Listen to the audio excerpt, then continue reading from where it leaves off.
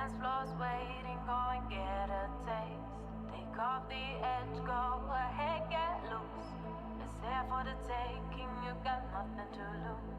The DJ's done, but I've only just started. You stole my heart with your curve-free dancing. I found the person I've been dying to meet. So cheers to dancing with your two left feet. So join me, babe, let's have a night to remember. 'Cause I just want to be young forever. So join me, babe, let's have a night to remember. 'Cause I just want to be young forever.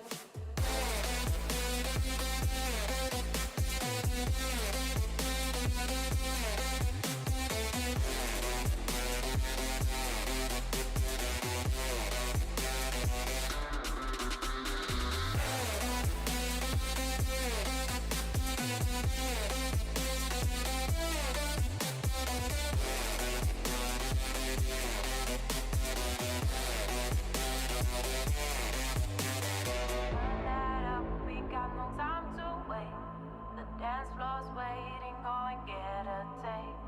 Take off the edge, go ahead, get loose. It's here for the taking, you got nothing to lose. The DJ's done, but I've only just started. You stole my heart with your curve-free dancing.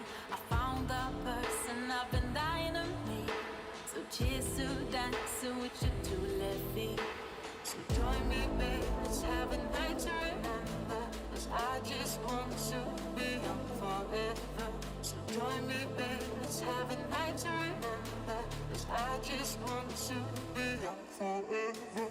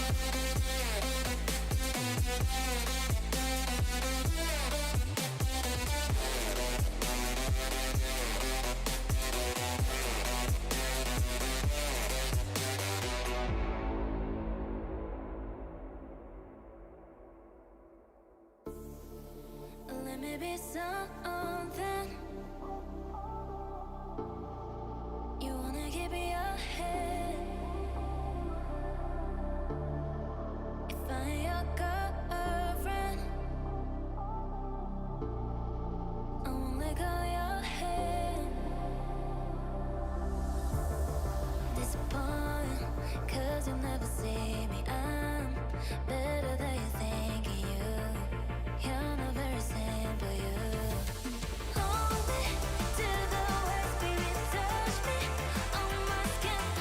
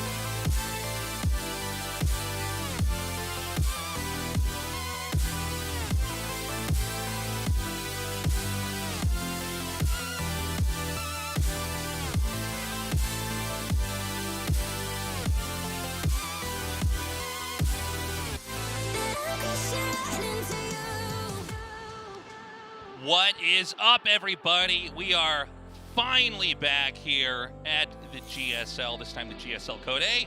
Of course, Tasteless here, joined with my homie Artosis. How you doing, buddy? Oh, I feel good. I feel comfortable. It feels like home. GSL. How long have we been doing this tournament? It has to be at least 8 years.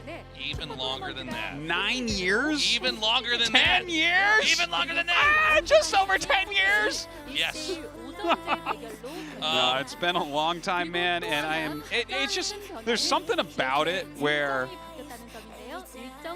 How do I put this correctly without sounding like an idiot? It's like the easiest, happiest thing I do. You know? I know, it's always weird we have this downtime from GSL. We're back here finally, and we have a new format here. We did kind of restructure the way the tournament operates now. So we have Code A, which goes on for 3 days. It's a filter tournament into Code S, where we then go back to our traditional group phase of GSL. Yes, that's right. One thing to note, we used to be doing Wednesday nights and Saturday mornings. We are now on Monday, Thursday, and it's only night times. Yes. So those of you in North America who are awake right now, you're not getting a break. You have to do that each time. That's right. We're going to bring our CEO on stage for a quick interview here, and we're going to get that translated. Are we ready to go? All right, let's go. All right, GSL has officially kicked off for 2021. How do you feel, Kevin? Well, we've been doing this for 11 years now. And just like you said, we've had some changes in terms of schedule. And there's actually a player competing, and he was born in 2002. So that's a surprise. So I'm really happy to see new faces in the scene.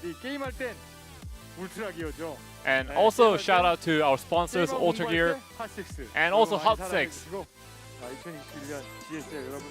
So we hopefully we have a successful year this year in terms of GSL. And that's right, we have some new faces too. And thank you for your speech, Kevin. So now it is time for us to kick off this 2021 GSL.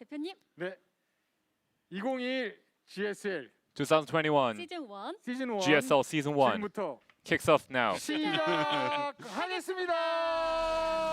All right. We've got a quick video, guys, then we're going to hop into our games. Get ready. GSL is finally back.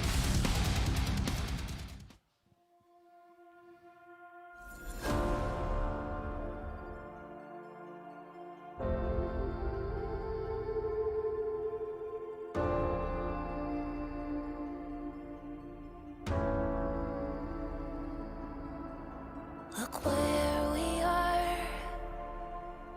We've made it far.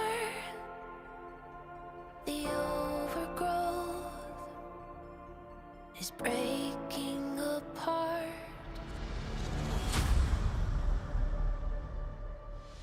Step by step, to rush ahead. Winter's kind.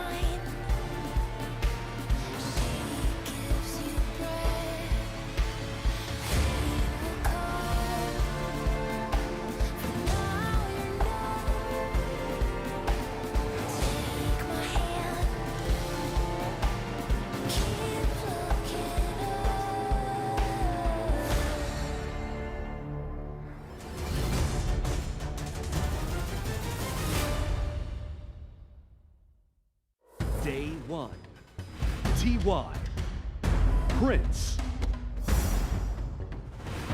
SOS, Percival,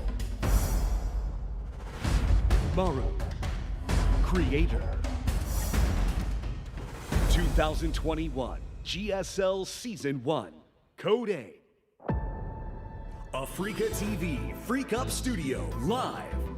LG Ultra Gear and Hot 6. 2021 GSL Season 1.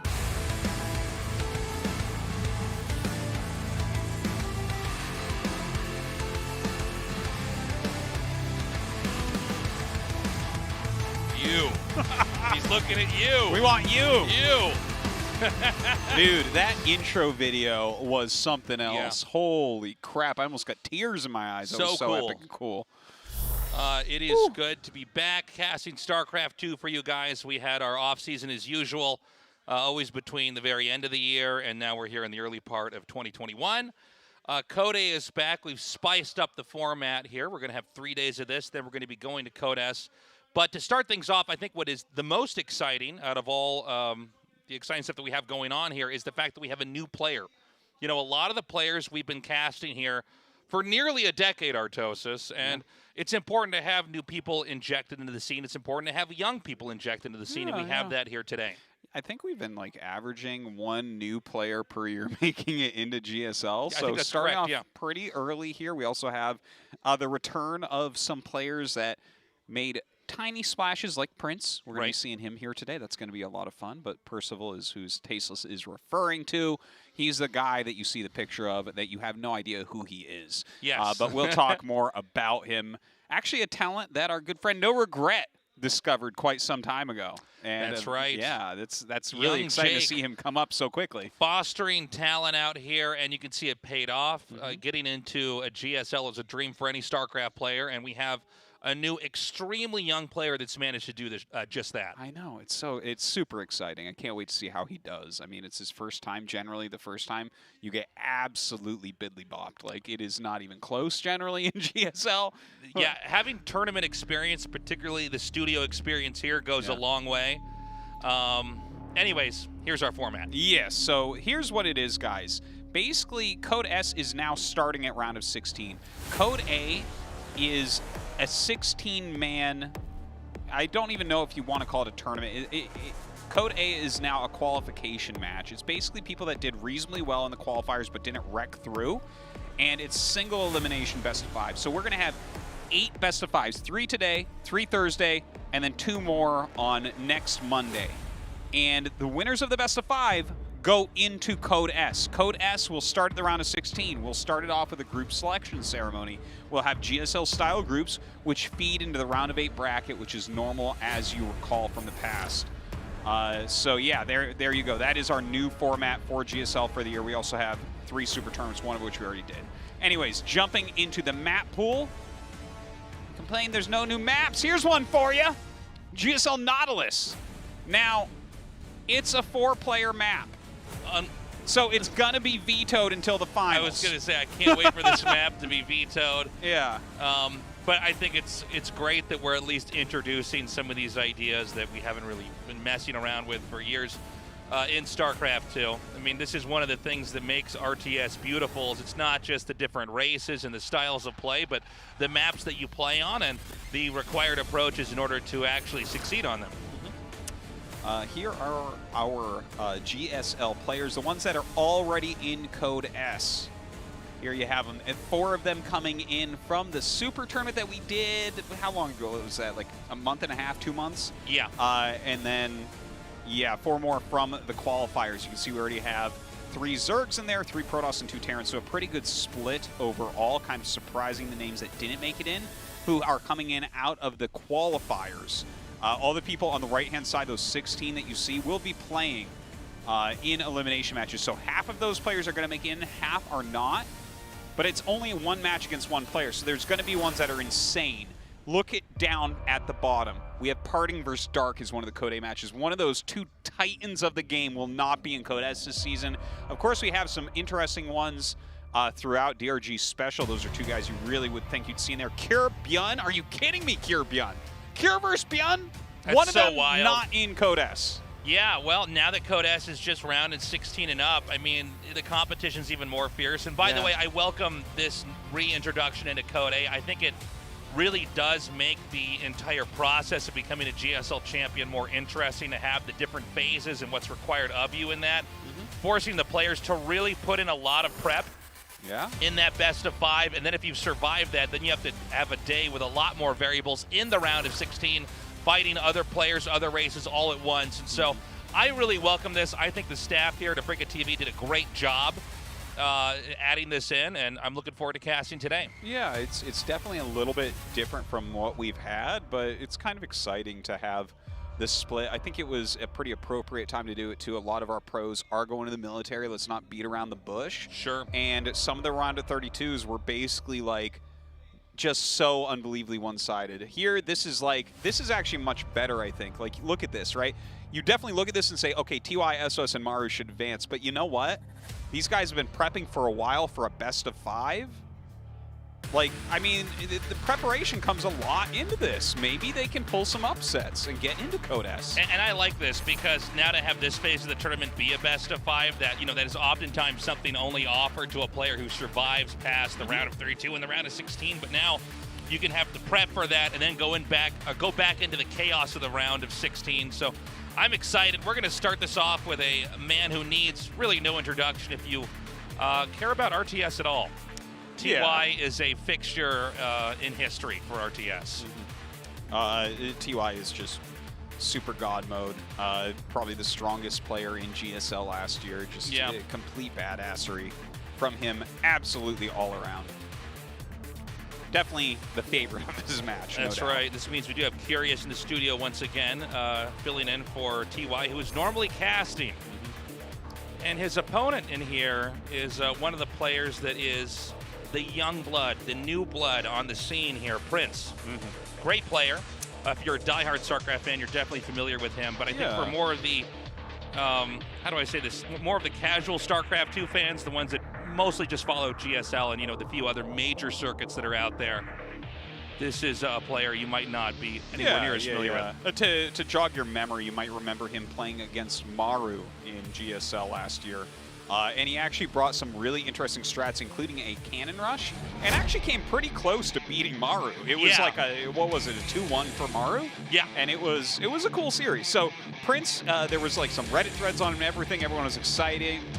He was a very exciting Protoss. So the fact that this is a best-of-5 and he's going up against TY, dude, I think that there is a shot here. And I think we're going to get a very good idea of where Prince is at, seeing how he performs against TY. Really, TY, the best of the best. Yeah. One of the most legendary players of StarCraft 2 of all time. Our best-of-5 is ready. And remember, the loser is out of the GSL. GSL Season 1. No way to come back. We stood at the edge of the world. Seize the stakes. They're living a life like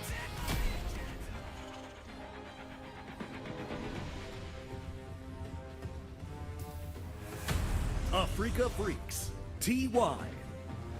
I love the art style we're using this season. Yeah, it's cool. It's like the splattered paint or something. Maybe there's a dimensional rift of some sort, I'm not sure. Prince. Yeah, I do There's like different how types of algae around the Nexus. it's good that we mix it up here. Our staff, at least, it's not like it was like actually that was Artosis' idea to have that. No, but it's cool. And again, it's so good to be back here casting this. We did have Super Tournament, but that's not really the same. Super Tournament's a lot of fun, and it's kind of a cool marathon where you all get together and kind of go through this great tournament all at once. But I do like having the traditional format back here where it all kind of started in Korea with these long-form tournaments. Yeah. Now, Tasteless, I got to stop you right there just for a moment because Prince already bringing Look at this. Some of his craziness. Look at this. He's got 2 gates. He's going into the core. Second gate in before core. Like, I mean, we've definitely seen the 2 gates where you have one proxied and you try to put the pressure on like that. But it's very cool. Like, Prince definitely... Oh, my God. Oh, man. Oh, my God. We're starting this off with an insane beginning here. This is wild. Yeah. Now, is this going to get spotted? Now, we did see SOS do a DT warping with a Nexus. All right, this is spotted. I was going to say, like, it's funny, but I guess it is not uncommon to try to scout for a Nexus in your main now. This is SOS's fault. SOS plays the next match. Yeah. So if he's here right now, watching this game, he is laughing. Yeah, or he's he's like, going, oh, dude, that's not "Hey." how you do it. You got to keep the probe alive so he can't get over there. Okay, he's making It's bunker rushing the Nexus. Yeah. This may be overkill. I'm not completely sure.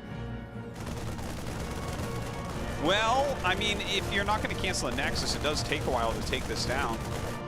Like, it is going to finish, right? Yeah, it is. I guess he gets the warp in. Yeah, I guess that's one of the funny things about this specifically is that you can't really, I mean, the Nexus is just so beefy that, you know, spotting it is not like half the battle in this case. So we've got the Warp in, we've got a Widow Mine here, but of course you can just shade by this. Yeah. I think these buildings were, the idea behind it was to try to plug this up so that you couldn't really come through, but already we have a lot of damage coming down, staying out of range of the Widow Mine, one-shotting these Marines, only leaving the SCVs here. Oh my God. I'm not sure how good or bad this is. Well, the Adepts shade away. Keep in mind he can, with a pylon there, I was going to say with the probe out, you can warp in another round. Yeah, he can warp in now. The strat. I love it. He's making more probes as well. If the probe pops out and takes the mine hit, oh, that's too bad. Yeah, almost. But I guess the bunker probably would have gotten it anyways. So now he has the Stalkers, which can be microed more heavily, but obviously take a bunch of damage there. This is one of the most insane things that I have seen. This is like SOS's son. This is why we watch StarCraft 2, man. It's like for moments like this. Yeah, this is SOS's son. It's just a... I can't even believe this. All right, so the Cyclone's out, and that's going to be eventually... I love it, though. Yeah, no, I think it was fun. I don't know if it's going to work against TY. I mean, we kind of see why not. But again, he scouted the Nexus, SOS, a year ago, introducing this to everybody as even an idea that has actual tournament viability, by the way. It's not just how absurd it is and how counterintuitive it is to everything we know about RTS, but then to come out with that. Yeah. Well, he was pretty calm about it when it got stuck. He like kind of shook his head, yes, and was like, okay. Yeah. The fact that he just kept going with it, like I kind of appreciate in a way. TUI did some great blocking there, got that extra damage down, so it didn't quite get out of hand. But look, this is why Prince is a fun player to watch. Yeah, and it's I like also that he didn't back up cowardly and just make a Nexus, then die at, at 12 minutes to TUI's max start or whatever. Yeah, well, I think he realizes, okay, it's a best of 5. Stamina's key, and also it seems like after that it's pretty much a lost cause. Terran's going to grow at a pretty standard rate and be able to win from there. Game 2's ready. Our map is Lightshade. GSL This is TY versus Season 1. Prince. Let's go.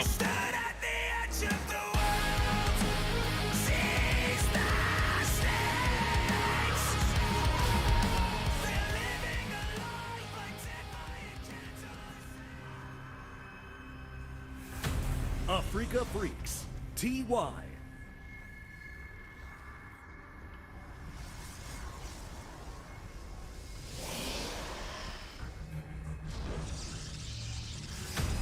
Team GP, Prince. All right. Man, I'm just in a good mood right now, Tasteless. This is great. This is fantastic. Prince already bringing some fun builds for us here. I think he'll have more, too. Like, every time we see Prince play, it's something exciting and different. He definitely has his own style. Yeah, let's see if he does anything unusual here with the probe. I think it's fair to say that another Nexus is going to be out of the question, but there's so many weird things you can do with Protoss early on. And this is going to be a block right on top of the depot. It's the only way you can stop a Nexus from finishing. Yeah. At least now he can eliminate that option in his decision tree and see where he wants to go from here. Brilliant counterplay here from TUI. Yeah. I'm not going to lie, guys. I don't think Prince had a plan if that was blocked off. Like, he's going to have to intuit his way through a normal game now. I'm not sure how that's going to look. That's going to be a hard one. We'll put a little damage out there onto that depot, being annoying as he can be. Nexus started. Can't wait to see what his plan is, though. Oh! Okay, not bad at all. All right. Well, shoots down the scouting probe, though. Would have wanted to keep that alive. We don't normally see the probe ever kill an SCV early on. That seems to be more of a StarCraft 1 thing. Getting that probe, or getting the SCV early on when it's making the depot. Well, we have a reactor going up. And, of course, the factory coming before the command center. Command center in the main base. Kind of like how withdrawn TY is playing. Not going to take any risks. No, I think this is a really an opponent where it's best to get a read on and then react to. So we got a little bit of downtime here, guys. Quick mention here. ASL English broadcast live has been canceled, but Artosis and I are still going to be doing the VODs. We've set up a Patreon for that. It's patreon.com/ASL English. So check that out. Now, gets in here and sees a Twilight. All right. Yeah. Robo on the way as well. I mean, it could just be like Blink Observer or something like that. I would love to see like a DT drop, though. That feels more Prince to me. Yeah, I was going to say, whenever you see, you know, the Twilight and the Robo, you have to consider DT as a possibility, right? But this time around, I mean, I'm much more interested in just what Prince is going to do in general than really what TY is going to do. I don't feel like TY needs to do anything risky or weird at all. Even like a third command center in his main, I'm like, I don't think so. No. You know, I think you just build up, you wait, because you know the thing that's scary about playing against a player like Prince is that he's capable of doing so many weird things. So I think if you play exactly middle of the road, like an orthodox, safe build that sets up usually for a push, because if you're doing that, you're going to be able to shut down usually what they throw at you and then just counter into an attack that's going to kill them. Yeah, like, but I think you shouldn't do like just pure macro play. You should have just a little bit of counter harassment or pressure put in there.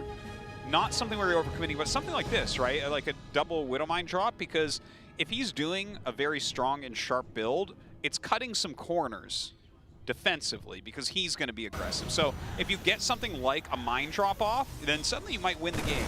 Oh my God. That's too much. It overextended. Now he does drop the Zealots out, but of course losing the Warp Prism really is a stake in the heart of the strategy that he's trying to pull off. I actually almost missed that. 7 probes with that drop. Oh my God. Another one coming down. Moves that mine. Yeah, does get the burrow off. It doesn't connect with the probes, but already 10 probes killed. And well, there you have it. We kind of watched TY judo flip the strategy of Prince with a tactic. First of all, getting under the Warp Prism, Prince did react a little bit slowly, but shoots that down, and now, I mean, there's another Warp Prism being made. Actually, it was just canceled, excuse me. It's not going to be remade here, so I think Prince is trying to scramble and come up with a plan. And then the drop there into the natural as well as the main was beautiful. Very destructive move there from TY. The thing is, that was like, there was nothing all that weird about it. Like, I guess the Marines walking across the map is like a little bit different from what you might normally see there. But yeah, the punish was real, and TY's advantage now is pretty significant, I would say. He's getting his stim.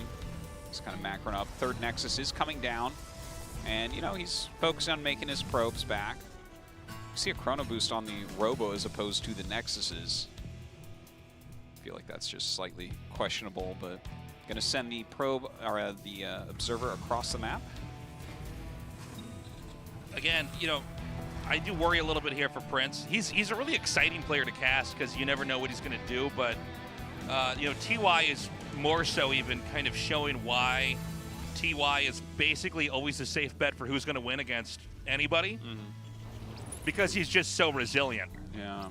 I mean, he's capable of doing crazy strategies too, but I think TY is already showing why he's such a wise StarCraft player. Why would you do that against a player who's sort of known for being risky, wild, aggressive often, timing attack oriented? It's better to sit back and basically wait and defend and scout. And so we're going to eventually have a push inbound here. We're seeing the Protoss tech up. Thermal Lance has started. Blink is a little bit under halfway done.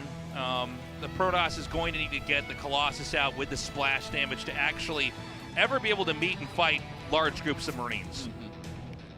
Definitely a very important thing here. You know, he took so much damage early on though, and his build did absolutely zero. Like he made those adepts, they didn't do anything. That's fine. You know, you sometimes make a few adepts early on for defensive measures and maybe some pressure. But then he goes into charge, and those Zealots, they got nothing done. He lost the Prism, he lost 10 probes. Right. So it's just like he's getting the Colossus out, which is a great choice. He's got a third base, which is a must.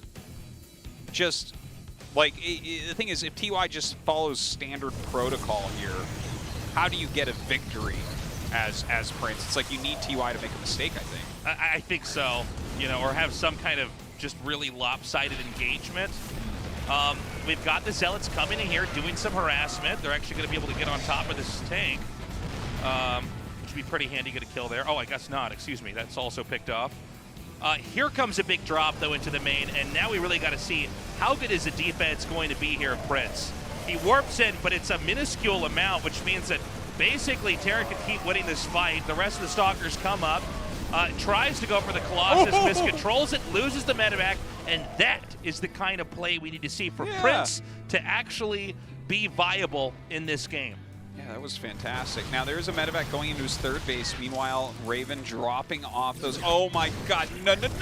Oh my God! I almost choked on my water.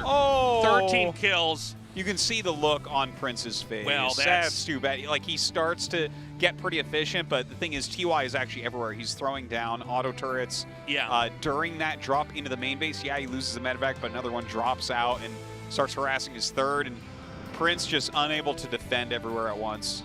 Little bit late on like every pro pull that we've seen from him so far. Yeah, that was that's rough because he did do a good job holding that. He is going to go ahead and push. This army isn't going to be smaller because those probes are killed. This is the army he already bought before that damage really came in. But right now, Prince needs to do a lot with this, and he might be able to here. Coming forward, no SCVs to repair that bunker. It's going to go down. Stalkers blinking in here as well to drive away the Vikings. Oh man, the Zealots, so he had them like right-clicked to the bunker, so they just kind of walked around everything. The depots blocking him so heavily, unable to get the type of engagement he was looking for there. In the meantime, losing tons more probes. I'm surprised he even has 33 left, to be honest. Yeah. The amount of probes he's lost is, like, how many? He has lost like 40 probes. And we might see that number go up here. There's 2 Widow Mines sneaking in over here. And, I mean, let's see if he's going to catch the blip on the mini-map. But right now, it looks like this should be enough to kill almost all of these, depending on splash. Okay, not bad. Gets 3 there. And it's only going to get worse. Oh, I think he's going to GG. Yeah, I think so. Like, the amount of damage. Okay, he's up to 57 now. Wow. Wow. That is just so much probe death. He's getting close to the number of what a Protoss would have wanted to have made and kept the entire game. Yeah. You know? He's basically lost almost 3 base saturation. Yeah, exactly. If you're one of these charge law only guys, that is over 3 base saturation. Yeah, really. so it's like, it's kind of an insane amount to have lost there. Anyways, the game continues on, but big picture here really is that TY is getting too big to fail here. You know, he's got an economy behind him that is just tremendous. There's going to be an attack in here, and I'll tell you, this angle is actually pretty good, but not good enough for the Protoss. The Vikings are high enough in number, they can kill the Colossus, and thus Prince taps out. GG, a victory for TY. He only needs one more, and that's the end of this chapter in GSL Code A Artosis. Yeah, it could be a very quick first match here in Code A. I feel bad for Prince. Like, this is a rough draw. You look at some of these matches, and there's definitely ones where I would give him a higher percentage chance, but, you know, TY is someone that just wins GSLs in his off time being a commentator. Like, you don't want to be going up against him.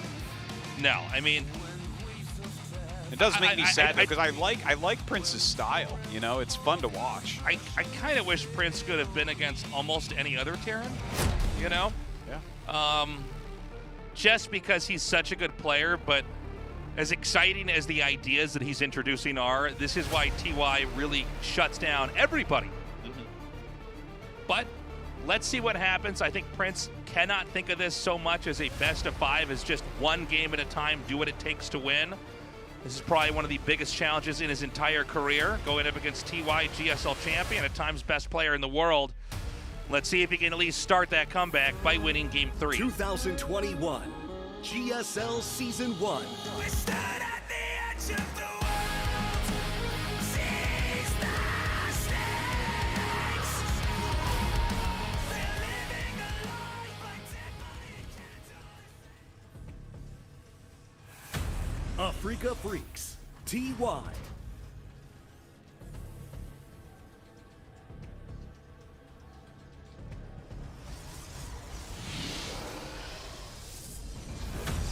Team GP, Prince.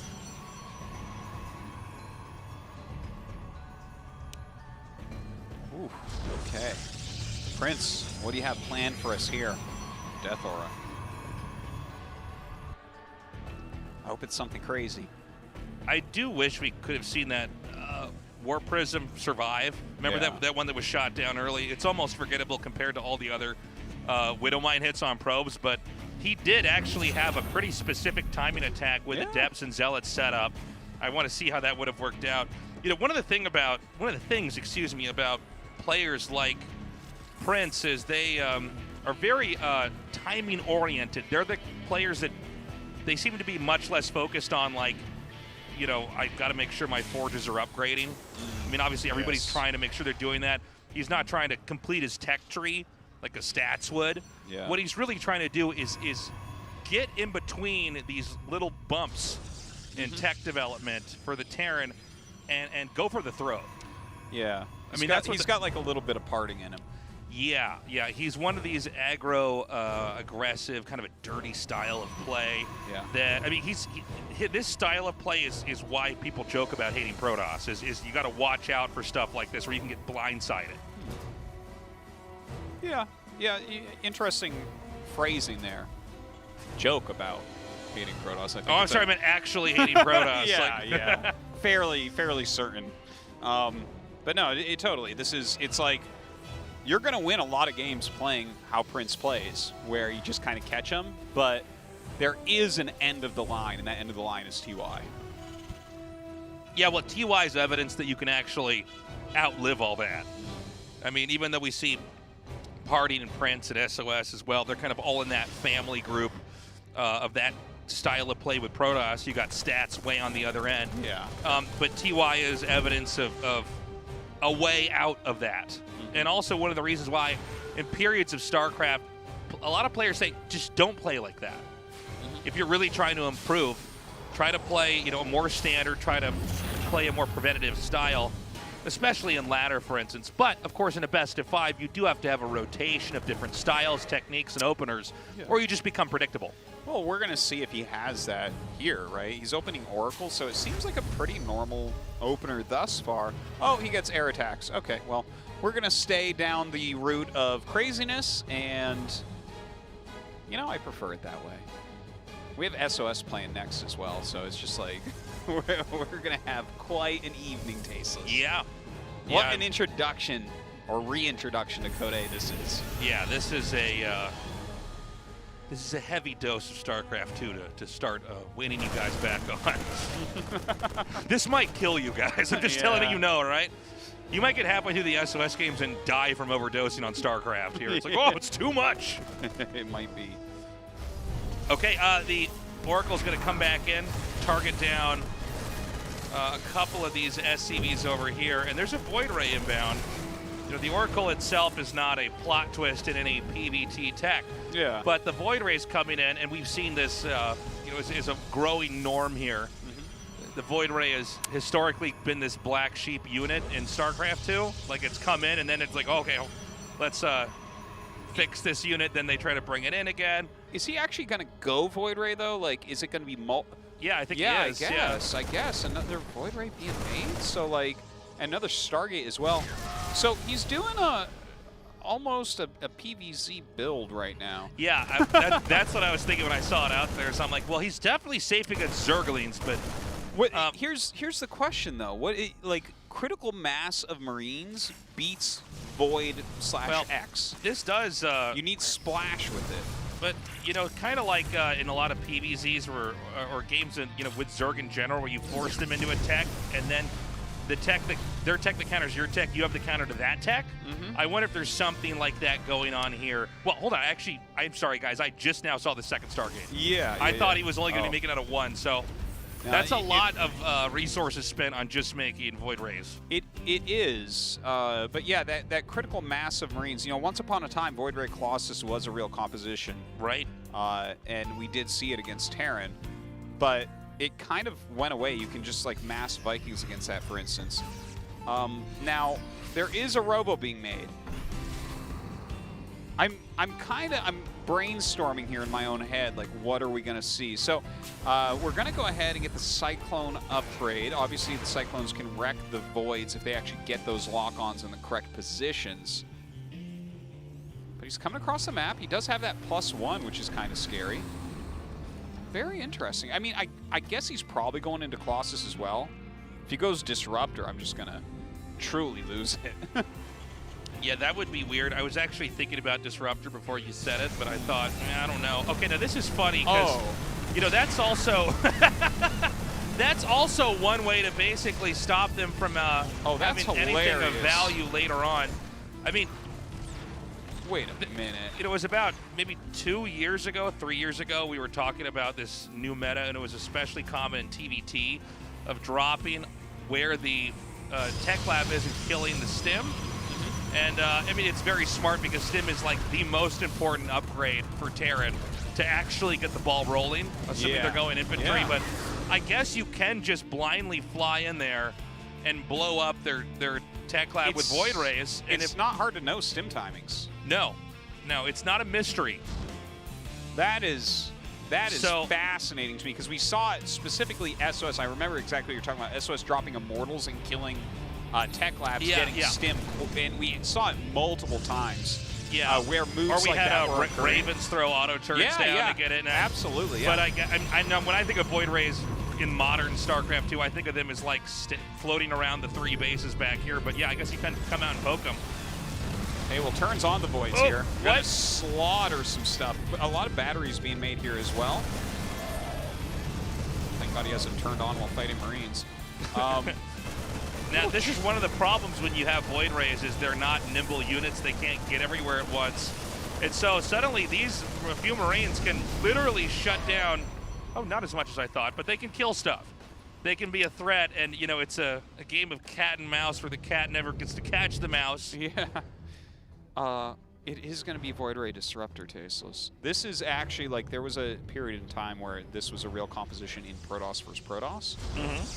We also saw more Stargates and a Fleet Beacon, so I assume we're going to see carriers as well. That's right. But if he goes Tempest, my brain is going to super explode. No, he's actually in Void Ray speed. Okay. Upgrading Void Rays a bit more, that makes sense as well. Yeah, he's going for shoulder pads, is what I call them. Void Ray shoulder pads. He's upgrading Protoss shoulder pads, so that's cool. Those are important. Yep. That's how you scare bears away. That's right. All right, that's a lot of Voids coming in. Well, he might lose his fight, but with the shoulder pads upgrade, his Protoss units will look like dock workers, so... Okay, he hits a Disruptor shot, he moves back to cannons. This is complete madness. Yeah, but, you know, the real problem is that the Terran can kind of orbit around the outside of the base and take fights here and there. These Void Rays are going to make a counterattack, but I mean, if Terran picks up on this, Terran could just dive into one of these bases. Am I wrong? But you could recall them back, right? You can stack all your Voids and just pop them back where you need them. And he has a lot of shield batteries and cannons around. So look, he can actually target things down so quickly.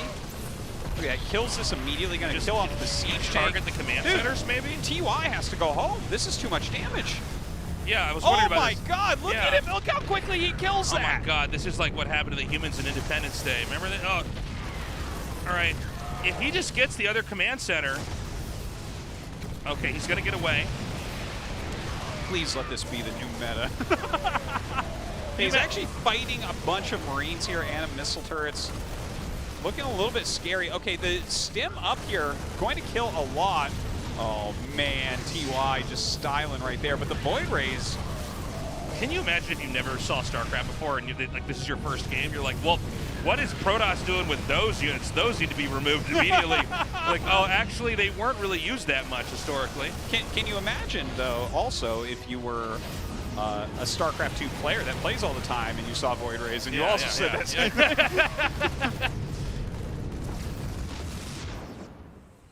Wow. Well, everyone who's ever complained about Void Rays were all right, Tasteless. No, this is a wild strategy that we're watching. He is losing quite a few, but he has a bunch more at home, too. You can see they're much faster with the speed upgrade, but not that much faster. I love, though, that he can escape from some Stim Marines if he's in the right position. Like, if right. he's close enough to an edge, he can get out of there. I really like how Prince plays. Oh, it really so goes to insane. show you that there's more to this game still. It truly is endless. Yeah. This is a bottomless pit and an endless sky all at once. And right now, what we're watching is close to what we think is the bottom of the pit from Prince's play. We thought we'd hit the ground now, Yeah. but we're still falling. We're probably going to starve to death from falling in the bottomless pit. It's a rough way to go. In a bottomless pit, you die of dehydration, right? You just keep falling. Yeah.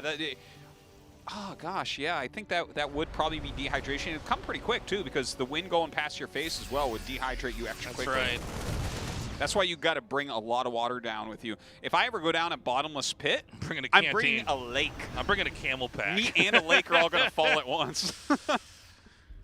This is a game absolutely Protoss can win. It's already looking like Protoss is somewhat in favor here. I guess the question is, can the standard Terran composition actually fight this? You know, you're seeing a lot of structures just get killed, and the Void Rays basically leave unpunished. We're having that again here, too. What do you? Well, he doesn't even get one that time. Like, he's bruising them and stuff. But. Yeah, but by then the damage is already done. I mean, he shut down an upgrade. That's huge. He's expanding to a 5th base. A 5th base. Carriers are inbound you here. need a lot of base to get capital ships, man. You can't just do that in 1 or 2 bases. So what newbies do. And now we're going to have an attack over. There are ghosts. Okay, he's actually just going to completely scrap this. Yeah, it feels like he needs, for some of these locations, especially with his current composition, he needs to like kind of sneak it in and get everything finished, like the buildings, the defensive structures, or he can't really do it. Yeah. Yeah, he's trying to just sneak to the other side, make another Nexus. I mean, he's going to have a lot of carriers pretty soon here. We do have some Vikings joining in the sky, but like, Vikings can beat these units. Are they going to in this situation? He needs more starports, I think, if he wants to do like the Viking counter. I guess Vikings are a good support, though, for the Stim Marines with some EMPs coming out. Yeah, I could see that. This, by the way, is probably the best game we've had of Prince so far. I mean, I know he's down 0-2, so it's kind of hard to imagine TY getting killed 3 times in a row by anybody, but this is at least the start of that. The thing is, TY is very strong in late game. He's very capable of bouncing back, and although there's been periods in this game where Prince is ahead, and I think the most exciting part is it's the way that he's ahead. He's even making 2 more Stargates, so he's just kind of going all in on carriers. Tempests are an option as well on Void Rays, as we've already seen. But you know, how does TY, now that he is up to his 4th base and soon to have his 5th, how does he handle that? Yeah. It's a really good question. The more I'm looking at this with the amount of disruptors he has and everything. Ooh. Oh, that was quick by TY. Good reaction there. The mine hit, very important. The quick repair, immediately bringing his units over. But yeah, I think we just need to see more and more and more Vikings. Oh, this is actually going to be a pin here. He can actually kill off literally every Void Ray. And look at the look at what he has now. Now the carriers are here. The Void Rays can be remade, but that's a pretty... Do you want the Voids? I don't know, actually. Like, if your opponent is making a lot of Vikings, might it be better to add in some Tempests so that you can actually fight the Vikings? Because the Vikings can theoretically kite everything, right? Yeah, that's true. I wonder if just getting Psystorm as well might be an option here. Yeah, no, Psystorm is I think that's a reasonable idea. Also, I guess there's different styles that you can play this as the carrier user, right? You can try to fly around the sides of the map, maybe get a mothership so you get multiple recalls to get them out of areas. Also, the Vikings can't really kite them if they're sitting in a more defensive stance around cannons, so you could utilize that. At that point, I think we have to get into maybe even nukes to help counteract this a little bit, make them walk away from the static. It could be like some of these TVZs we've seen here, where you know they have enough defenses which don't require supply that you have to start using your own supply in that way. Oh, he made a ground unit. Look at that. Okay, we have a Colossus out. Single Adept somewhere. Yeah, 6 disruptors. Is that too much? No, I think 6 is good. That's a good number, I think. Like, obviously 2 is too low. 4, like, things can go wrong with 4. 6, though, you have like enough that even if you're getting one picked off everything, you're gonna hit a good disruptor shot if your opponent really, dives upon you. Okay, the probe count pretty healthy, 64, 72 SCVs for TY, pretty normal for him. Look at that.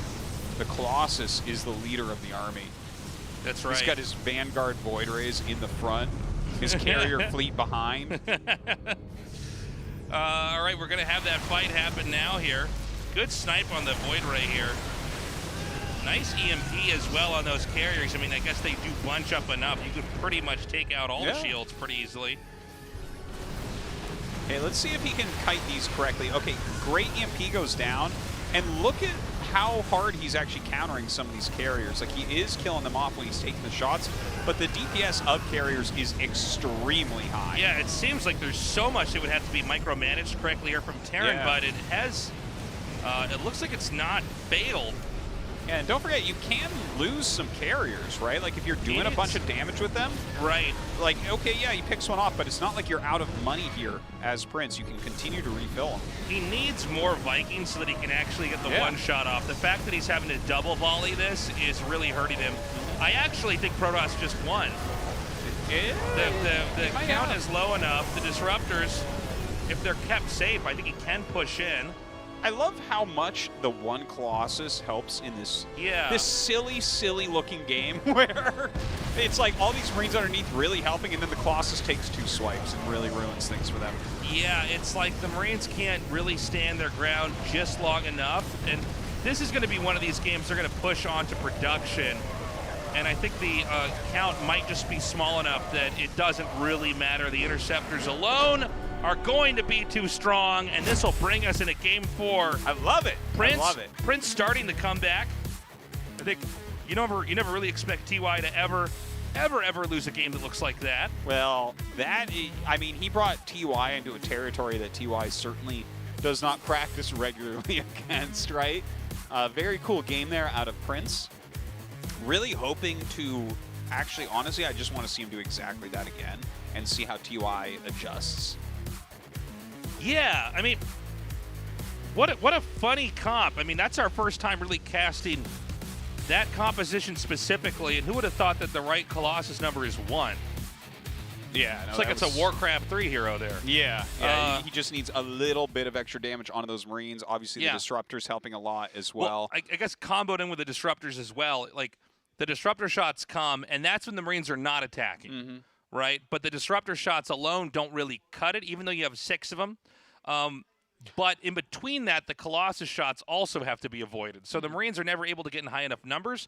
We saw that the Viking count got low enough that they could no longer one-shot a carrier, which means you're really not doing a lot. Yeah, yeah. And if you overmake Vikings, you know, you start feeling very weird about the game as well. Like these games where you see something like 25 Vikings out, you're like... Vikings against Disruptors also turn out to not be a good fight for the Vikings.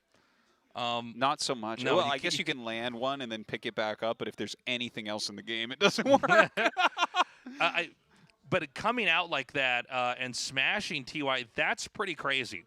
I thought Prince rather would be winning the games where he had like the Nexus in the main, something really crazy, and then maybe he'd lose, but it'd be close with tech like that. But this is a very good sign for Prince.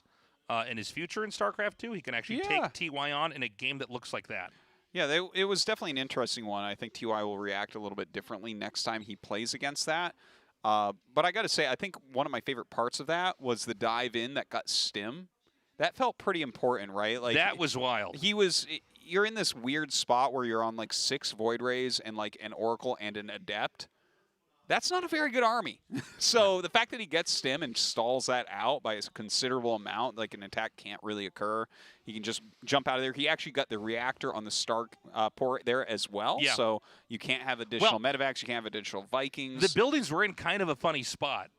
I mean, especially the way the game started when you see Void Rays defending the 3 bases, you're not really thinking about, okay, is the top right nook in my main safe? Yeah. From Void Rays in mass coming in and just lasering down the stem. And honestly, I think the entire landscape of the game basically changes once you're interrupted with stem. Yeah, yeah. Well, anything you were going for is not, it's not like you just generally get stim and you're like, okay, well, when did it finish? I'm not sure. Yeah, I'm not sure. It's just one of the things we always get. Yeah, yeah. So to get that, I think we could have had a lot more strong attacks from TY earlier. Didn't happen. And of course, all StarCraft games, one little thing builds off another. The butterfly effect is real in RTS. And we saw it back there. And so now we go to game 4. Prince finally winning his first game in this best of 5. TY just one win away from moving on. Oxide going to be pivotal here on map 4 for sure. Yeah, I can't wait to see what Prince has planned. Like, it's kind of funny because like I love TY, love his play, love watching him, commentating him and everything. But right now, all I care about is whatever Prince has planned. 2021 GSL Season 1. We stood at the edge of the world. Seize the stakes. They're living a life undead by a gentle escape. Africa Freaks, TY.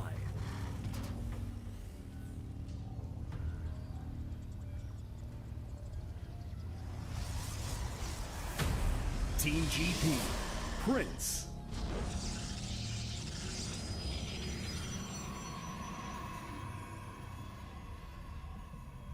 Okay, game 4. Is TY going to do anything out of the ordinary here? This SCV headed here towards the bottom. But is this to scout or is this to build something? It's to build something. It's going to be an eBay here to block off the Nexus. Yeah, and I mean, I always like eBay blocks, but against Prince, I'm like, well, he might not even be planning on making a Nexus. This is my thoughts exactly, as I thought, well, you know, I mean, he's a guy who sometimes doesn't even want the Nexus, so yeah. You could end up, you know, devoting resources trying to stop something that was never going to happen. So it's, now maybe on some level he actually wants to force a game that looks like that, you know. So keep in mind, TY didn't die to any of the weird stuff Prince tried early on. Prince basically beat TY with, you know, extremely unusual tech. I would say so. Definitely a very different game. Here, TY has forced him, like he wanted to go Cybernetics Core into Nexus. So right. Banking up the minerals. As soon as he sees that, Zealot made, Pylon made, Second Gas made. He's got to alter his build. I think he'll be fine with that because a player that plays like this has to be good off the cuff. There's players that can be thrown off, like people that are kind of macro machines will get thrown off sometimes by things like that. Whereas you get a player like this or a player like SOS, and they're actually going to do better the weirder the game is. Like you force them to kind of freestyle a bit, and it's probably good for them, honestly. Proxied Stargate, so... Oh, proxied Starport and Stargate, okay. So this is where they're both trying to play abnormal. We could end up with a kind of a weird game here from here on out. So he's stopped the eBay from being present. He started the Nexus, but there's an asterisk by this fast expand with the, you know, proxied Stargate there to put the pressure on. All right, the Stalker going to come up. He did miss the Stargate as he walked past, or the Starport rather. A couple of Hellions going to pop out here. He does have a Marine as well. This is all coming up. Going to pull back a little bit here, but definitely can out-micro him. And a Void Ray on the way. All right. It's me making a Void Ray. Yeah, and I mean, with a Void Ray at this Starport, Stargate, excuse me, gotta get my star building straight here. There's nothing that shoots up. Yeah, there's nothing that shoots up, and obviously this is not going to be a setup for a game that looks like the last one. Now, that all being said, there's not going to be a lot at home to stop a Hellion draw. Yeah, very true. The Hellions can do damage much more quickly than a Void Ray ever could.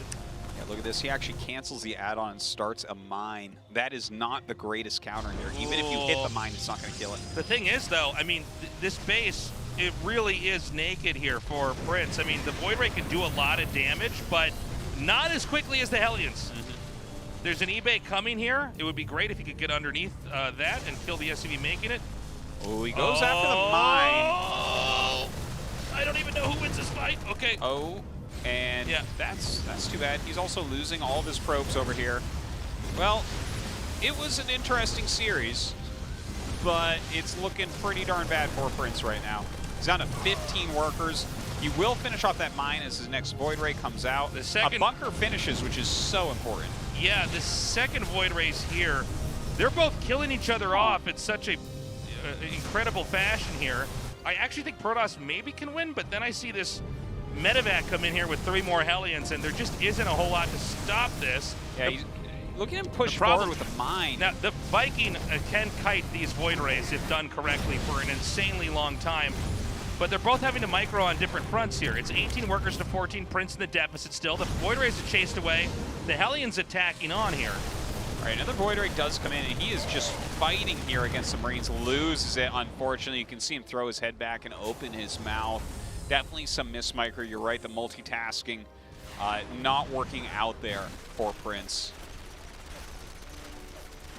Yeah, I think that's just about that. I mean, that got dangerous for TY, though. If there was perfect execution from the Void Rays, I think Prince actually wins in that situation. I mean, the big story was when he committed on the Widow Mine. I was pretty sure that the Widow Mine should be able to burrow first, but I thought maybe Prince 100%. Knew something that I didn't there, getting those shots off. GG as that last Void Ray explodes. TY reaffirms why he is the best of the best. Yeah, Prince unfortunately not going to make it into Code S this time, but I thought that was a cool showing, and definitely someone to look out for the rest of the year. Yeah, and I mean, I could see him getting it next season. You can see it, TY had to really put up a fight there. Those were some insane early games. I think this guy's got a great future in StarCraft 2, and I look forward to casting his games. I think he's maybe got to tweak and iron out some of the wrinkles in his early game play. I mean, those strategies are so dependent on execution being impeccable.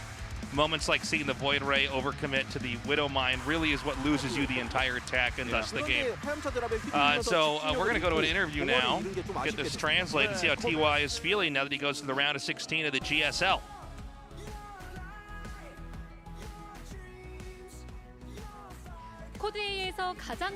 And TY is the first person, first player to qualify from Code A, and he moves on to the Code S. And he's had a spectacular year last year too. TY, ahead of today's match, you actually mentioned that you were quite worried playing against Prince. Why was that? Well, it's because Prince is really good at making strategies, so I realized that he's gonna come up with different strategies. So although the score was 3-1, you know, every game was really hard for me. Well, it was really entertaining for us to watch TY. So out of all the games, out of the 4 games, which one was the most tricky for you? Well, probably the one that I lost. Well, I mean, Void Rays, the Proto players don't use it as much in the PvZ, but they use it a lot in the PvT. And I was actually able to understand how the Zerg players feel when they go up against Void Rays. If you could play the Death Aura game again, how would you react to the strategy? Well, the Steam Pack was definitely my mistake. But if I could play that game again, I'll probably kind of shake him before he gains massive amounts of Void Rays. And I'll try to make the game easier for me. Well, Prince definitely did bring up various strategies today. But you did, in the end, beat him 3-1. And TY, as I said before, you had a spectacular year last year. But today, this year, you will be joining the military. So what kind of mindset do you have right now? The date of enlistment hasn't been confirmed yet, but I'm gonna try to try my best in every season of the GSL. And even if I do go to the military, I want to have a great ending to my GSL run before I go. And I hope to continue my momentum from last year and try to win more GSL before I go to the military. Well, that means you're gonna try to win the GSL, right, TY? Yes, that is right.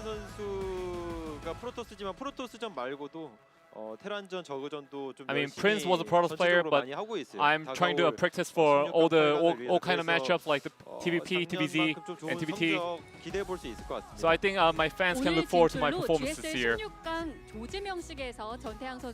And TY, for the group nomination that will be held in Season 1, you will be the top seed of that. So TY, do you intend to have a memorable group nomination before you go to the military? 사실 죽음의 조를 만들 생각도 조금은 있긴 Well, I 하거든요. kinda am intending to make a group of death before I go. 또 막상 가봐야 알 것 같아요. 또 현실에 But you know, I think things are bound to change. 8강에 대한 좀 조지 명식에 가면 꼭 8강에 대한 욕심이 많이 나가지고. And you know, when I go to the group nomination, I always have this ambition to move on to the round of 8. So you know, things are not confirmed yet. So before you go, anything you want to say, TY? 뭔가 되게 오랜만에 GSL 경기를 하는 것 같은데. Well, this feels like a GSL in a very long time. 오랜만에 와도 집에서 경기하는 것처럼 너무 편해가지고. And you know, I just feel like I'm at home when I'm playing on the GSL stage. 좋고요. You know, I feel really good right now. 우승해서 이게 배지를 이제 2개까지 모았는데. And I'll try to win GSL this season, and I'll try to gather 3 badges in total, GSL badges. Once again, congratulations on your advancement, TY. Thank you. 네, 이상 전태양 선수 만나봤고요. 다음 경기는 All right, TY, our first survivor of tonight. But guys, we're just getting started. And actually, we got to jump to a break right now, guys. We'll be right back. Code 8 continues on. Don't go away.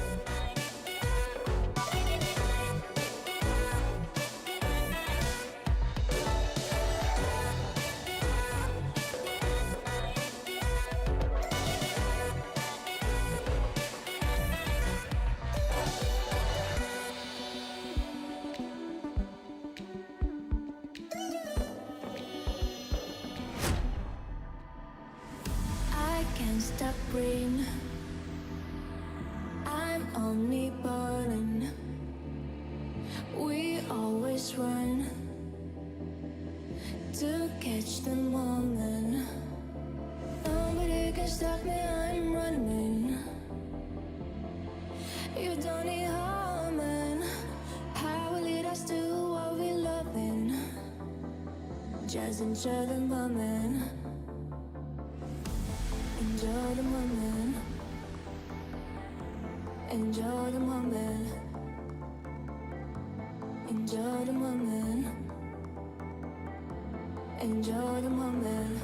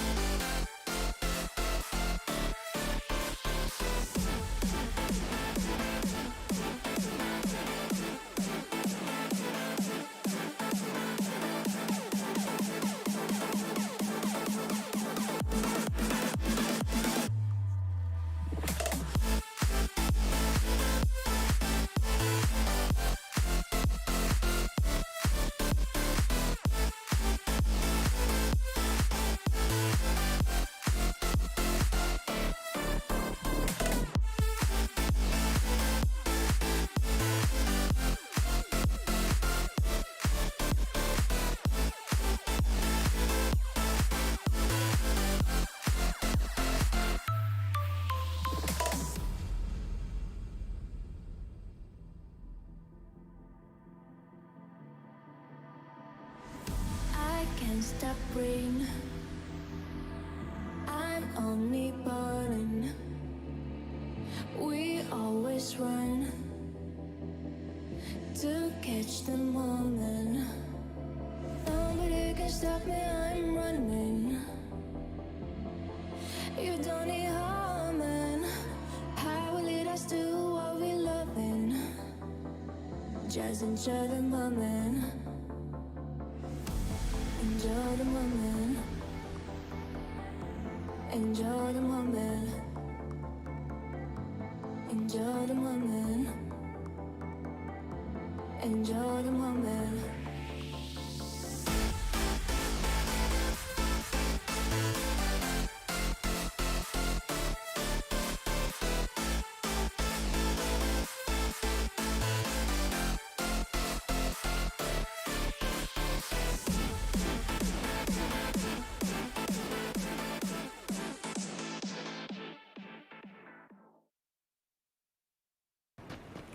울트라 기어로 부드럽게 이긴다. LG 울트라 기어 게이밍 모니터. 울트라 기어로 선명하게 이긴다. LG 울트라 기어 게이밍 모니터.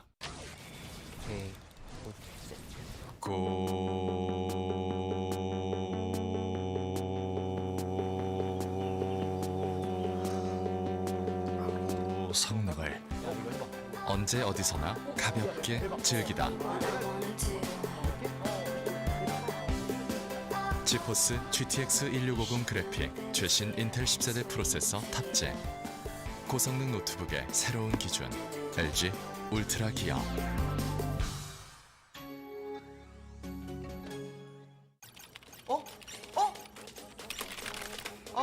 또 줬네. 벌써 포기하게? 아니 이번 시즌은 꼭 다이아 찍는다며. 아 그럼 빨리 달려야지. 달려 뭐해. 꽂혔다면 쏟아부어. 인생 직진 음료. 핫식스.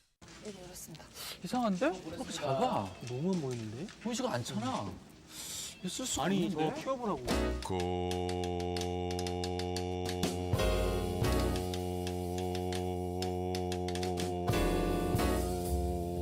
성능을 17대 화면으로 언제 어디서나 더 크게 즐기다. WQXGA 초고화질의 17대 화면 16대10 최적의 화면비. 고성능 노트북의 새로운 기준 LG 울트라 기어.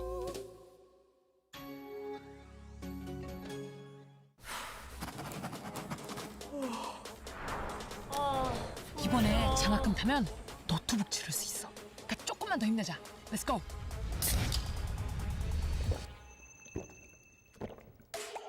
꽂혔다면 쏟아부어. 인생 직진 음료. 핫식스. Day1, TY, Prince, SOS, Percival, Maru, Creator. 2021 GSL Season1, Code A. Africa TV, Freak Up Studio, live. LG Ultra Gear and Hot 6, 2021 GSL Season 1. We're back. We're ready. Unfortunately, we can't have you guys in our studio yet, but the world is slowly getting back to normal. I can't wait to have an audience here eventually. Yeah. The question I ask, though, is when things are back to normal, do we call them esports events or do we call them gamer festivals? Which is, you know, I've always thought Gamer Festival was a way better name. The thing is, one night at Code S can't really be a festival. It needs to be like a weekend, you know? So those would be the weekend events, the Gamer Festivals. And I think festivals. DreamHack is already ahead of you. Don't they actually call it like a festival? Do they? I think they do. I'm not even funny. Do. Well, maybe DreamHack's really funny. They don't even know Let me continue my bad stand-up routine. I'm like, you ever notice a hamburger and a sandwich aren't that different? They both use bread. Okay, I thought my idea was original. A bread bowl is a sandwich, tasteless. A bread bowl is not a sandwich. That's a soup. That's with an edible bowl. It's got bread around it. It's a sandwich, It's got bread around it? Yeah. Artosis thinks donuts are sandwiches, guys. No. There's sandwiches around nothing. There's sandwiches with no middle because there's a hole. Sandwich. It's an air sandwich. Damn. Nice. Nice. We're going to have our new player playing. Yes, yes. This is exciting to see Percival actually qualify. Percival. Percival.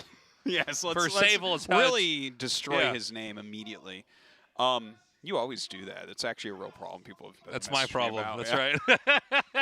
I'm always saying it wrong. I got to work on that. I'm just happy to be back here. Yeah, me too. There's something so comfortable about GSL. Well, I mean, we've been doing it for this long, right? I mean, over a decade now, back here. Same desk, same headsets. Not the same players today. Whew. That's a plot twist. You know same how, sponsors, apparently same commercials, according to that first break. Yeah, same headsets, but not the same casters. You know, all the cells in your body get replaced like every 10 years or something. That's right. But that's not true for headsets. No. So, like, the headsets actually are probably looking at us like, who are these? Yeah. Who are they? I like the guy 10 years ago. Yeah. So we just saw TY play against Prince. If you missed that, definitely check out the VOD. I mean, it was a really good series. Prince is, I think, one of the reasons to continue to be excited about StarCraft 2.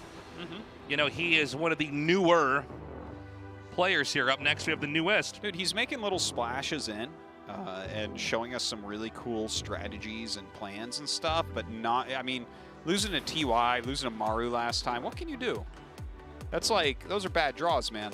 Yeah, well, I mean, they're, you know, real Dark Souls bosses to go up against. Suddenly I can't talk.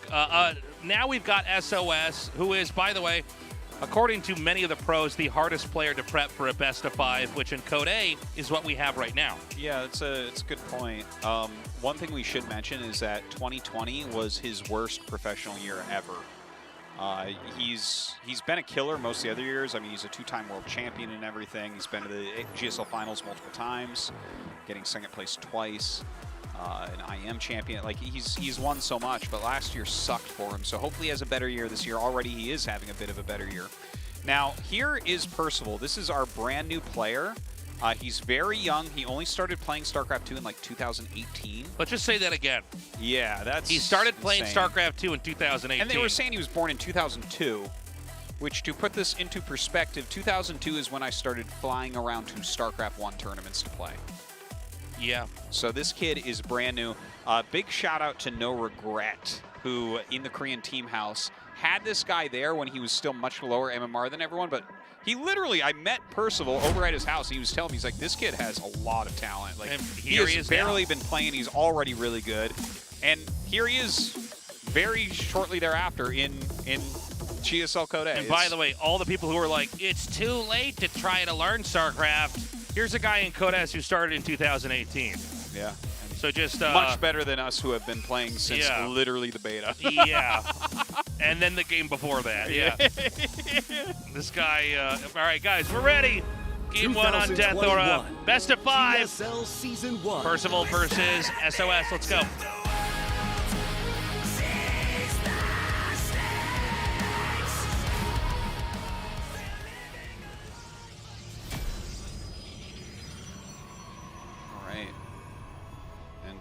We were just informed from our producer that Team NV, SOS.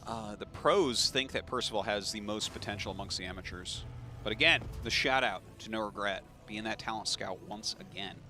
By the way, congrats on joining Psystorm once again. Yeah. No Regret. Team NV, Percival. But that is really exciting to have someone coming up like him. All right, let's see what he's got. Like, he's going up against SOS, and here's the thing. I bet you mechanically he's actually slightly stronger than SOS, I bet you. It's possible. Checked for that, and then it came. Okay, he sees it, chasing down that probe. He's being very careful here. Of course, it's not a forge. He's just faking. Yeah. But what I was saying is, like, SOS is not terrible mechanically, but if Percival is already this good, and I've seen very few of his games. Like, I watched him play just a little tiny bit over at the team house back then, but that was a while ago, like a year ago, probably. But yeah, like, generally, young up-and-comers like this are mechanically very strong. So if Percival can figure out what SOS is up to and stop the initial crazy thing that SOS does, there's a chance he can get an upset. Like, obviously, I think that SOS is going to win. SOS should be a heavy favorite, but I'm just saying, there's like a world in which we might be living where SOS could get eliminated here. I've looked up Percival on my phone. Yeah? Percival was one of King Arthur's legendary Knights of the Round Table. Mm-hmm. That's sick. I'm trying to see if there's any other meaning to it. Bet you that's where he got it from. Yeah. What was the thing about him? Because all the different knights had like various attributes. Okay, hold on. Let me go to Wikipedia. Let me take a look here. We don't get a lot of new players, guys. This is kind of exciting for us. He was first made famous by French author I don't know how to say his name. He is best known for being the original hero in the Quest for the Grail before being replaced in later English and French by Indiana Jones. By Indiana Jones. That's it. You nailed it. That's what it says right I thought here. I was making a joke. That's sick, though. Yeah, that's what it says. Eat that, Percival. I'm still looking.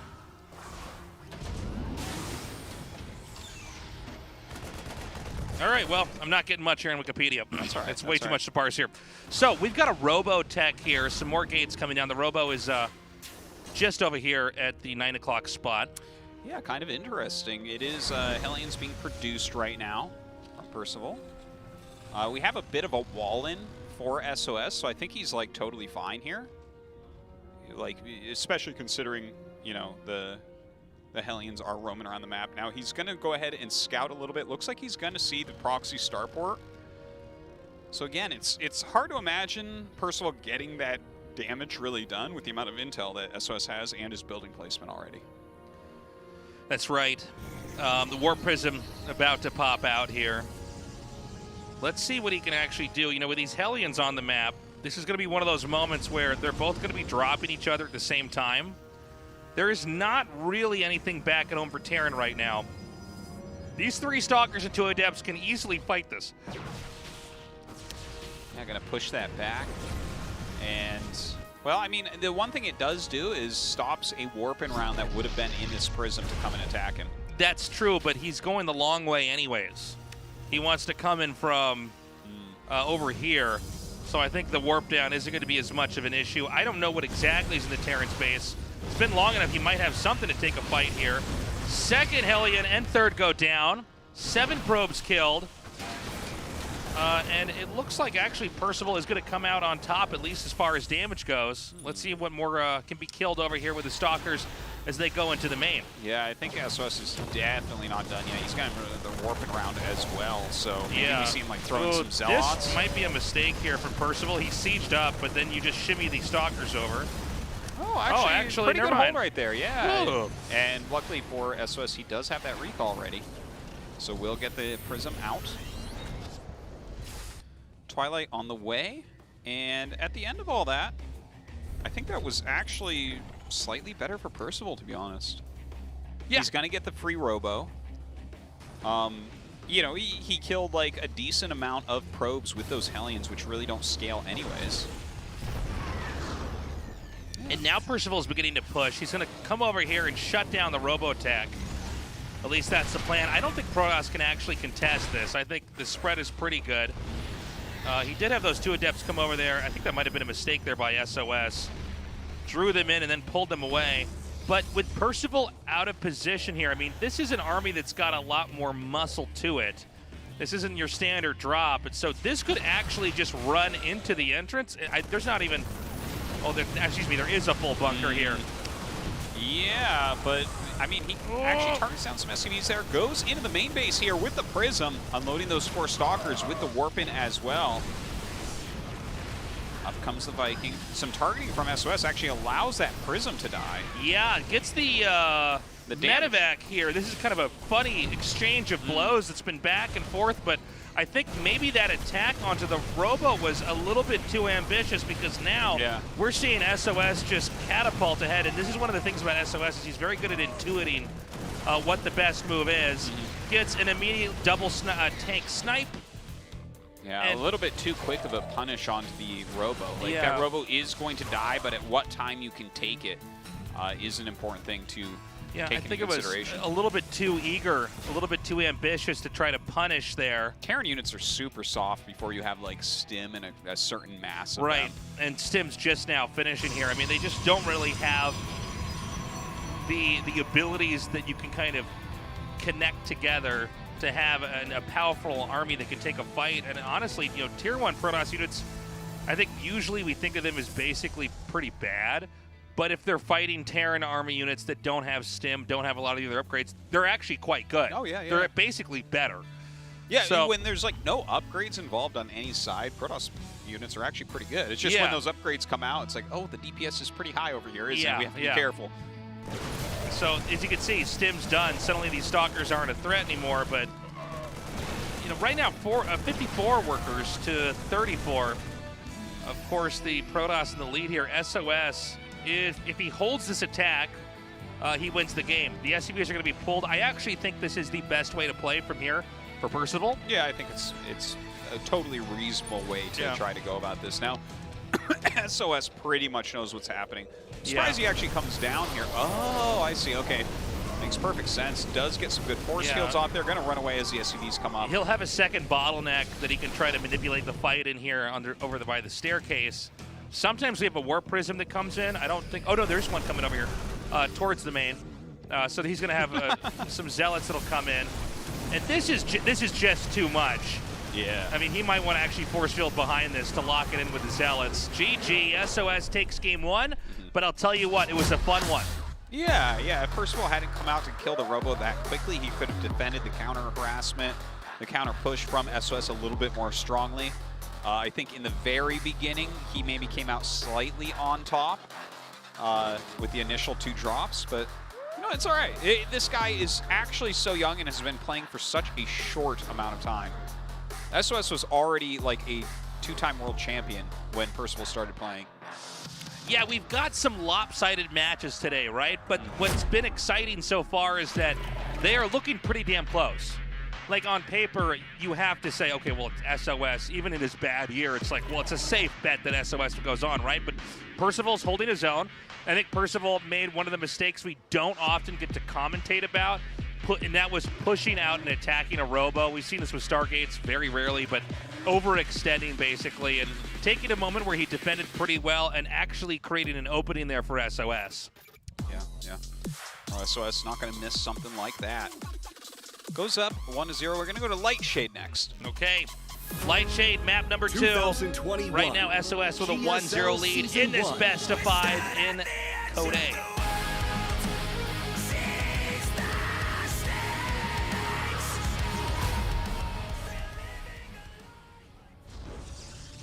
Kind of going with new metal right now for these. Yeah, I like it. Team NV, SOS.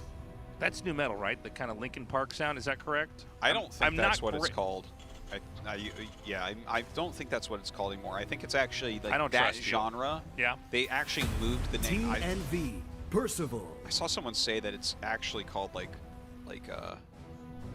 classic rock or something now because it's like we're approaching 40. That's like what we listen to. No, that's like the radio station it would be on, but I think the genre would be new metal, right? I think. I don't know. I'm not sure if I know. Here's the thing. Anyways, that type of music. Yeah. Well, we probably should for art, but let's not put labels on the music. It's probably helpful for the sake of Artosis to have things labeled. But whoa! I was looking at you trying to figure out what kind of music that was, and meanwhile, Double Proxy Barracks, Percival, the Cursival, coming in over here. Gonna put SOS into a Percival. What would King Arthur say about this? Oh man, I don't even remember the story of King Arthur that well. I'm like, was he the king of rock? It's like, no, that was Elvis. sorry. Was he the Prince of Rock? No, that was Prince. Yeah. The Protoss player Prince? No, not that Prince. Yeah. Another Prince. Like, was he the Queen of Pop? It's like, that was Britney Spears, actually. Oh, man. All right, well, the double proxy here going for a Marauder rush. Oh, I love it. I love it. Is he going to go double add-on Marauder? Yes, he is. This is cool. Dude, he can kill him with this. Yeah. This is, by design, made to sink the game pretty fast. Basically, Marauders are slow and clunky units, but if they get the concussive shells and they start to win a fight, the opponent's in quicksand. I mean, they can't move quickly, and everything kind of falls apart. Oh, SOS is going to try to hold this. He is not going to... Well, you know what? He's only shown one Marauder, so maybe he thinks that this is a one-Rax play. Against one-Rax play, I'm like, yeah, absolutely. But against 2, I do not think so. Okay, he actually makes it on the high ground. Yeah, and he cancels. Okay, so he sees with the other Marauder coming up here. He's going to have to sack the Zealot, and this is what you can see. There's, like, not any real way to rebound once the Zealot starts to get hit. And so keeping a proper distance is so important here. Sure, you're right about that. Starts to engage as soon as that battery is coming online. So well done. Holds them back. Keeps his battery alive. Probably, I mean, let's see if he wants to do something crazy. Yeah, I don't think he's going to try to go up that ramp. That's like against the shield batteries, possible probe drills and everything. Not going to be a good idea for him. But you know what? He's making that bunker. He's getting some vision as well. This is looking pretty good for our Terran player. Okay. It's looking good, but I mean, I don't think it's super great here. I think he's forced a game that I feel like actually SOS is very good at. Like, we have this double pylon warp it in. This is, I believe he wants to actually seesaw this. Well, the double pylon, like he's just gonna warp in. Yeah, that's interesting. Look at that. This is funny. Yeah, but he actually finishes the wall with a depot. Dude, you can't even make this game up. Look at this. Because originally he blocked the factory that was trying to land there. But now in Adept, oh my god, and then warps on the inside. Of course, pylons can do that. This pylon, the probe was on the other side. He could start building batteries here. I'm just trying to get a handle on this, guys. Sorry, we don't get to cast a game like this normally. This is so weird. This is just on another level. Well, that's SOS. Yeah. You make it weird, he's like, thank you. Normally I have to make it weird. Yeah, this is a fantastic game. I don't know what you can do with a Cyclone. I don't think there's enough room in the main base to actually win a fight. No, but 5 Stalkers, I mean, almost impossible. Yeah, there's going to be another Warp-In coming here. The Warp Prism's empty, by the way, as well, but this only further affirms how much of a threat the Warp-Ins are going to be. And now he can juggle. The Zealots coming here, too, are going to be, I think, a real death sentence here. Very much over. All right, Percival. Cyclones GG. That was a great game. That was a cool build from Percival. Like, he gives himself an opportunity, but SOS just bringing the probe up at that moment allowed him to end the game instantaneously. If the factory landed slightly quicker, then SOS doesn't get a pylon up, right? And then suddenly it's like, well, do you want to try to break up the ramp? That's so different from warping on the inside. Dude, today's games have been so good. It's so good to be back, guys. Long-form StarCraft 2 tournaments. Once again, it's the season. Yeah. And SOS, you know, I think the danger of what Percival did is because he didn't get the kill, now he's playing in SOS's world. You know, now it's like, oh, okay, well, you forced him on one base and SOS has to be creative because he can't macro up and expand. Well, that's literally what SOS is known for doing. I wonder if SOS would just do another standard opening on Romance side. I don't know. Let's find out. Our game's loading up. SOS versus Percival. If SOS wins, he moves on to the GSL Codex. 2021 GSL Season 1. We stood at the edge of the world. Seize the stakes.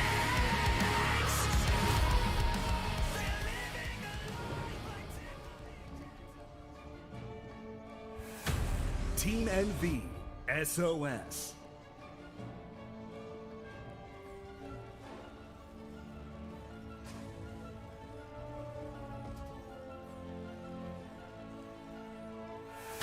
Team NV, Percival.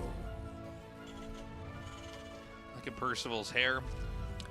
Like his own style. Yeah. That's cool. What is the story where the girl lets down the hair? Rapunzel. Percival, let down your hair. So SOS may climb it with his warp prism. Climb it and into make the stalkers round of in your scalp. in your scalp. The whole time in the back of my head, I'm like, what is that? And yeah, Rapunzel, thank you. Yeah, no problem. But yeah, look, I'm super stoked to be casting Percival's games. He's new, he's good, he has not been playing for very long. And this is also evidence that it is not a saturated scene. That you can't, there's no entry because everybody's been playing for too long. Not if you're Percival. Yeah. Percival, more like persevere. He's going to have to persevere, and he's down 0-2, you know. It's Yeah, but I mean, look, he's here. If this was our old tournament, it'd be round of 32 GSL Code S. It's Code A. People are defying one of the oldest esports now. New people are coming up. That's crazy. That's so cool. Very fun to see. Look at this. Percival checking for that Nexus, but actually SOS just makes it at his third instead. Maybe throwing him off a little bit here. Yeah. Yeah, look at that. CC in the main base, so he's being very careful. Yeah, definitely a lot of good ideas here. Okay, he sees it, though.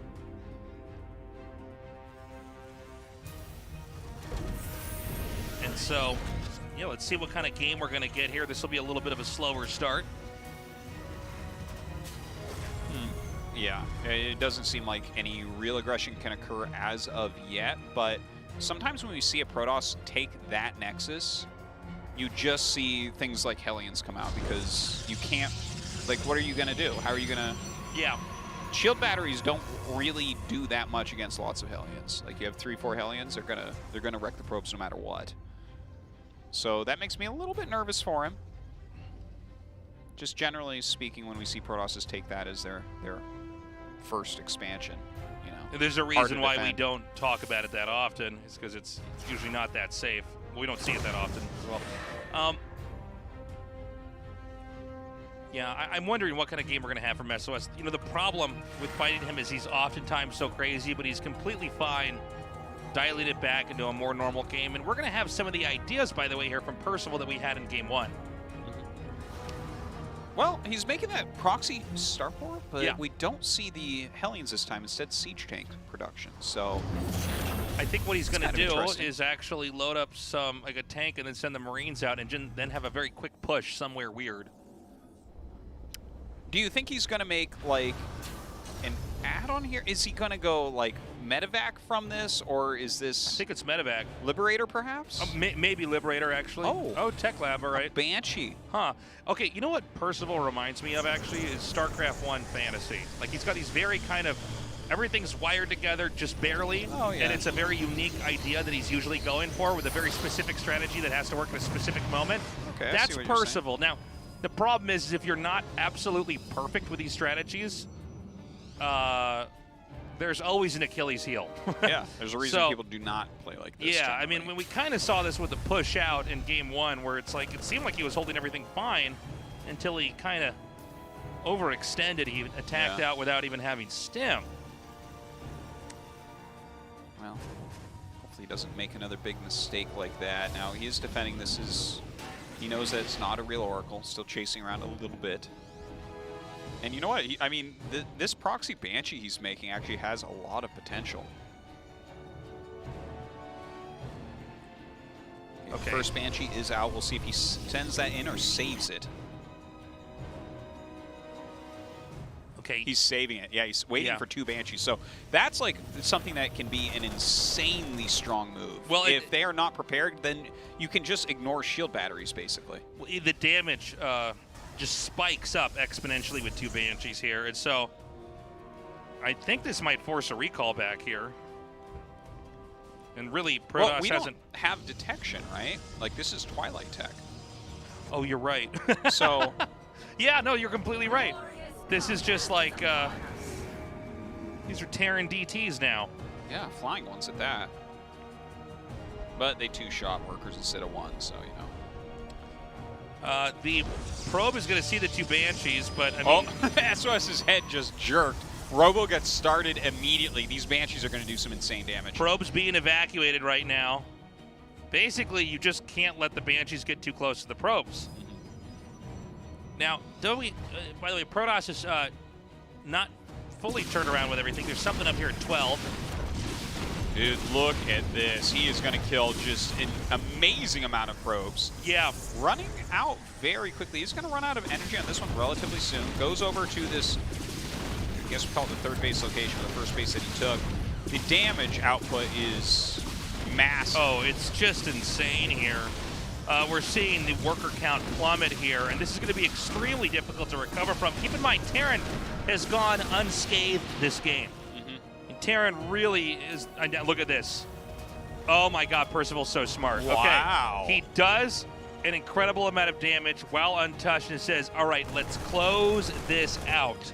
Yeah, he didn't actually lose the Banshees there as well, which is actually kind of important for this timing. I think SOS loses this game. I think there's no way. Yeah. I mean, unless Percival really just does not control his army right here.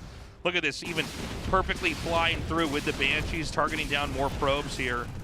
He has killed so much. SOS very, very low right now. Now, he has to get those SCVs in the front. The army's still pretty strong for SOS. He's getting on top of those siege tanks. The SCV's not quite placed as they should be, but he is starting to cut through all of those units. Yeah, actually, this is kind of sick. Like, I'm almost blown away. He's hanging on. And I think suddenly Percival, who, you know, I was mentioning earlier, he reminds me of the old fantasy in StarCraft 1, where he's got these pretty ingenious timings and attacks, but they have to be done perfectly. Here's another moment. Well, the problem is, right, you kill that many probes, it doesn't actually affect their army size at all right away. You have to wait some time for that to kick in where they're missing rounds and they're having to replace probes, and your army's still building at a steady rate. That's how you punish. Instead, he attacked immediately, and unfortunately for him, the SCVs were not in front of the 2 siege tanks, and there was an overcharged pylon. And it's like, it's almost the perfect idea, right? It's like, oh, you have to make this small micro adjustment, give it like a minute and a half, build up a little bit more. Their warp ends are not going to be that full. But, you know, SOS held it, and now he's punishing as we're seeing the tanks get wiped out, the infantry get pushed away, and in a game that was really so much Percival coming out ahead, it backfired. And these are the things that, to be a top-tier StarCraft player, have to be brushed up on perfectly, or you do end up with stuff like this. So GG, SOS 3-0's Percival. But I'll tell you what, man, that was a pleasure to cast. Yeah, it was very cool to see.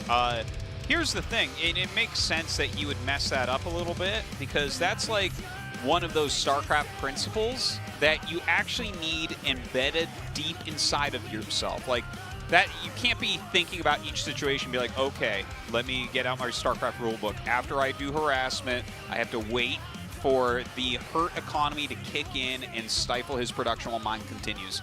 That has to be something that is like in your subconscious, so that you time your attack back a little bit, right? If he does 2 more rounds of units and then does that, he probably wins. We're probably casting game 4. Yeah. So just a slight mistake, but SOS obviously such a veteran here taking that down. In Percival's debut match, it is SOS winning the series, and he moves on to the Code S. Congratulations, thank you. Well, it's your GSL round of 16 in 2 years, SOS. How do you feel? Well, it's been such a long time. So, you know, in the past, going to the round of 16 was something really obvious to me. So, you know, I've been getting a lot of stress for the past few months. So I want to just climb up higher than ever. Yes, in the past you had some series where you lost with a really close score. But SOS, it felt like you were really having fun today in the match against Percival. Well, I actually intended to make some builds prior to today's match, so I just decided to just go with the flow and use my original strategies. And I think that's why I won today. Well, you played against Percival, who was born in 2002, and he's a newcomer to the GSL scene. And you beat him 3-0.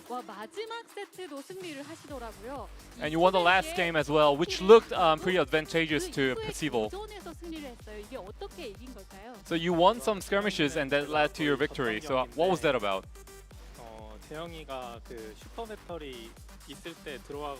Well, Percival actually came into my base when I had the super battery. So that was definitely his mistake. And that ended up in his downfall.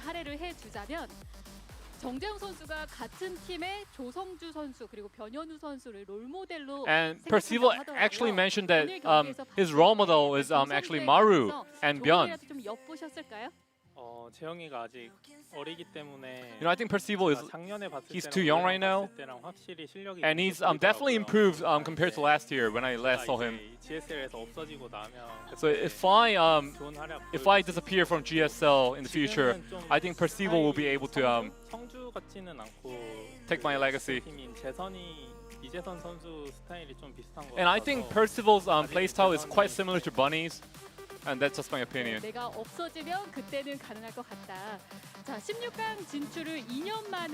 So SOS, as I said before, this is your round of 16 in 2 years. So we're definitely looking forward to the group nomination as well. So how do you feel ahead of the group nomination? Well, I mean, I'm not making the groups. So I do want to join a good group in the end. But you know, I just want to have fun during the day of the group nomination. So anything you want to say before you go? Well, today was a team kill match. That was quite disappointing. So I'm kind of sorry to Percival for defeating him, but I wanna advance to a higher place. Once again, congratulations. Thank you. Thank you, Andy. Excellent translation. Look, man, I'm super hyped to have more Percival games. Yeah. He's young, he's good, and obviously the ideas that he's bringing are really very strong. He just has to tweak a few things, and I think we could see him easily in a Code S. Look, normally it takes years and years and years of practice to get anywhere close to professional, right? Yeah. And here he is, about 3 years in or so, maybe a little bit less, and he's in Code A. Put out some good games. He has a bright future. We're going to have a short break. We come back. Our next match. Don't go away.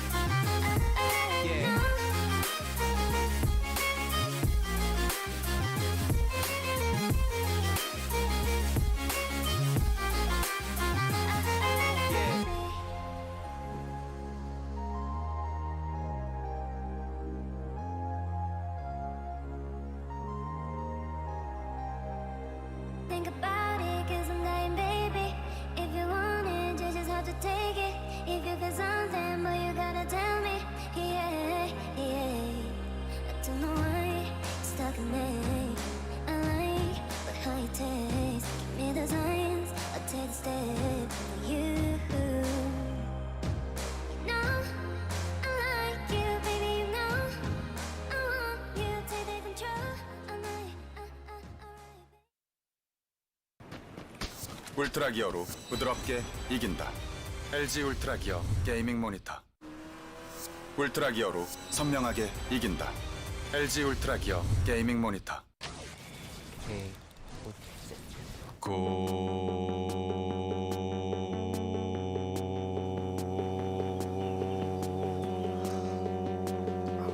성능을 언제 어디서나 가볍게 즐기다. 지포스 GTX 1650 그래픽 최신 인텔 10세대 프로세서 탑재. 고성능 노트북의 새로운 기준 LG 울트라 기어.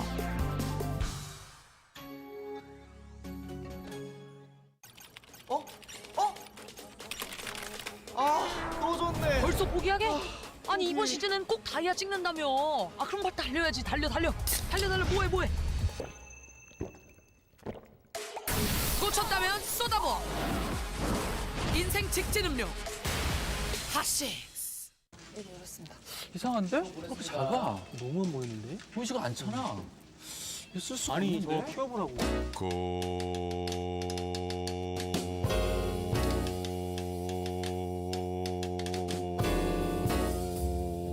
성능을 17대 화면으로 언제 어디서나 더 크게 즐기다.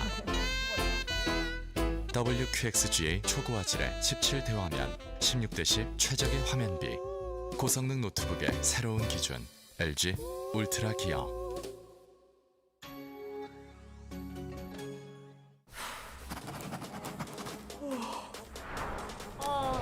이번에 장학금 타면 노트북 지를 수 있어. 그러니까 조금만 더 힘내자. Let's go.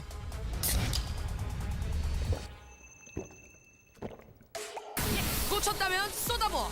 인생 직진 음료 핫식스.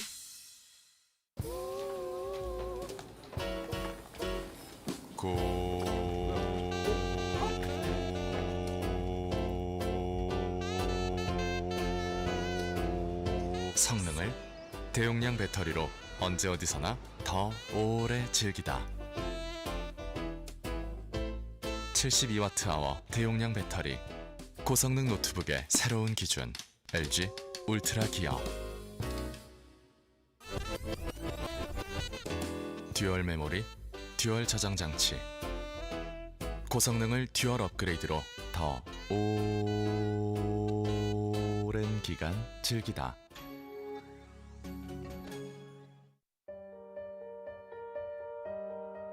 디자인을 하면서 가장 중요하게 생각했던 부분은 울트라 기어의 차별화된 브랜드 메시지를 잘 나타내는 것입니다. 신과 영웅들의 최강의 무기들을 검토하였습니다. 그중 니케의 승리의 날개를 모티브로 지금의 울트라 기어의 로고가 탄생하게 되었습니다. 울트라 기어의 이니셜인 U와 G를 비상하는 날개의 형상으로 레드 색상을 사용하여 강력한 에너지와 힘을 나타내었습니다. 울트라 기어는 최상의 퍼포먼스로 진정한 게임의 즐거움, 승리의 기쁨을 여러분께 선사할 것입니다.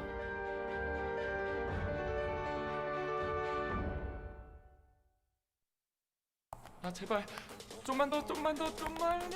아 솔드아웃. 컴다운. 정신 차려. 슬퍼할 시간이 어딨어. 끝까지 가는 사람이 개 타는 거야. 오케이?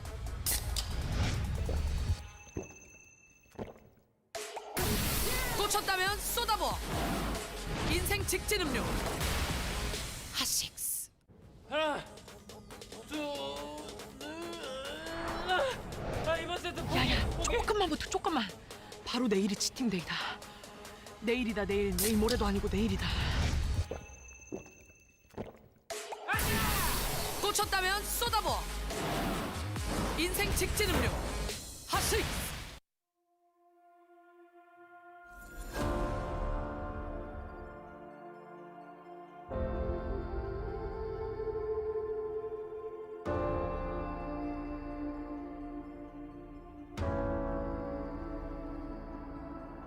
Look where we are. We've made it far. The overgrowth is breaking.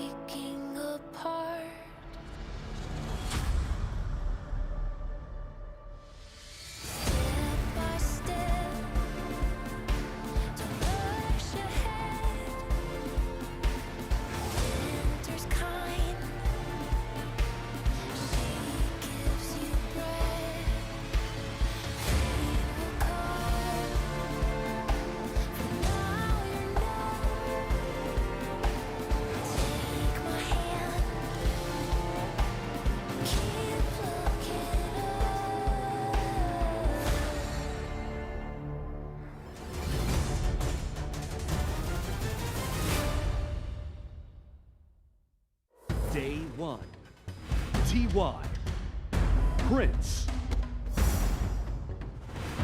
SOS, Percival,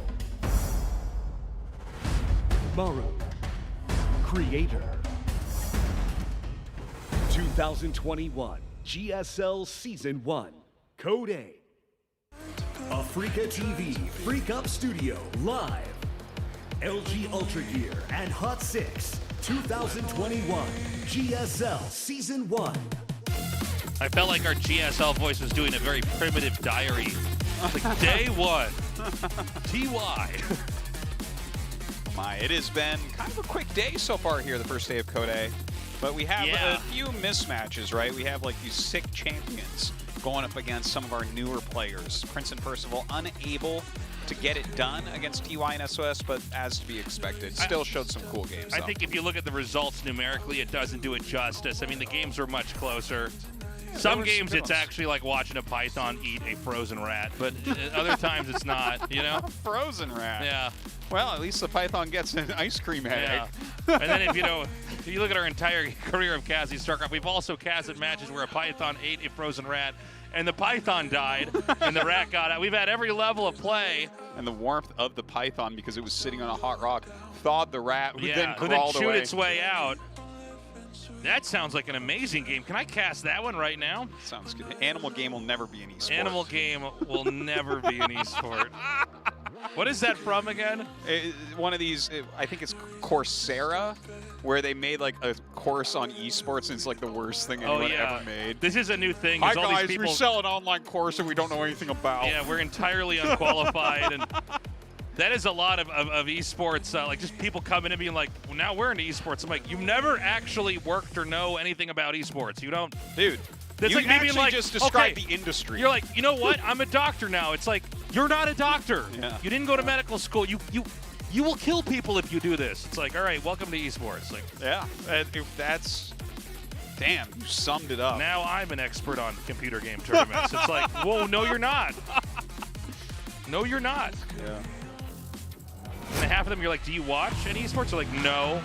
Don't need to. But I've got a master's degree. And then other people are like, do you watch esports tournaments? They're like, yeah, all the time. I'm like, good. That still doesn't make you an expert. So there you go. But it says otherwise on my LinkedIn profile. Yeah, my LinkedIn profile says that I am a gaming consultant. I have 15 years of experience. I'm like, I don't have 15 years of experience. Get out of here. I have an original Super Nintendo in my house. Like, you probably don't even. Yeah, you probably don't. 2021 GSL Season 1. We stood at the edge of the world, seized the stakes. I like our outfits for the pros and the pictures. The schoolboy outfits. Schoolboy fights coming in. Yeah. You know Percival has a pack of cigarettes under that vest. He's the cool kid for sure. He's the cool kid. He's going, you do your homework. They can't make you do that. It's like Team NV Creator. That was a turning moment in my life. Yeah. One of my best friend told me that, like, what are they going to do if you don't do your homework? And I was like, oh. I think you're right.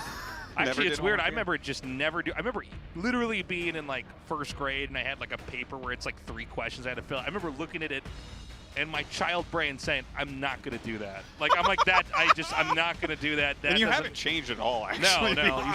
People are like, have you checked your email? I'm like, I'm not going to do that. It's 2021. You can text me on my phone. I don't check my texts either. Yeah, this is true for him. Yeah. I'm like, you want to get a hold of me? You have to somehow contact my wife and convince her to tell me about it. That's it. This is one of these things that when people try to use email, I actually do think like you almost never need to really use email anymore. When people are like, I emailed you about that, I'm like, okay, well, I'll send you a raven. Like, what are we doing here? You have my phone number. Just text me. Oh my God. Why do I have to like do a letter? Hello, Nick. Hope you are doing well. I'm like, oh God, here we go. All right. Now I gotta write. Now we're. I hate when people are polite. Now I gotta write you a letter back. I gotta get out my feather and ink. Oh gosh, yeah. I am doing well here in Korea. I hope you are safe from the COVID virus. Now, and I start to like, no, we don't need to do this. I would reply, but there's no birch bark left on my birch trees to peel off and write on this with charcoal, okay? Yeah. I don't got time for this. My birch trees are all dead because of the frost.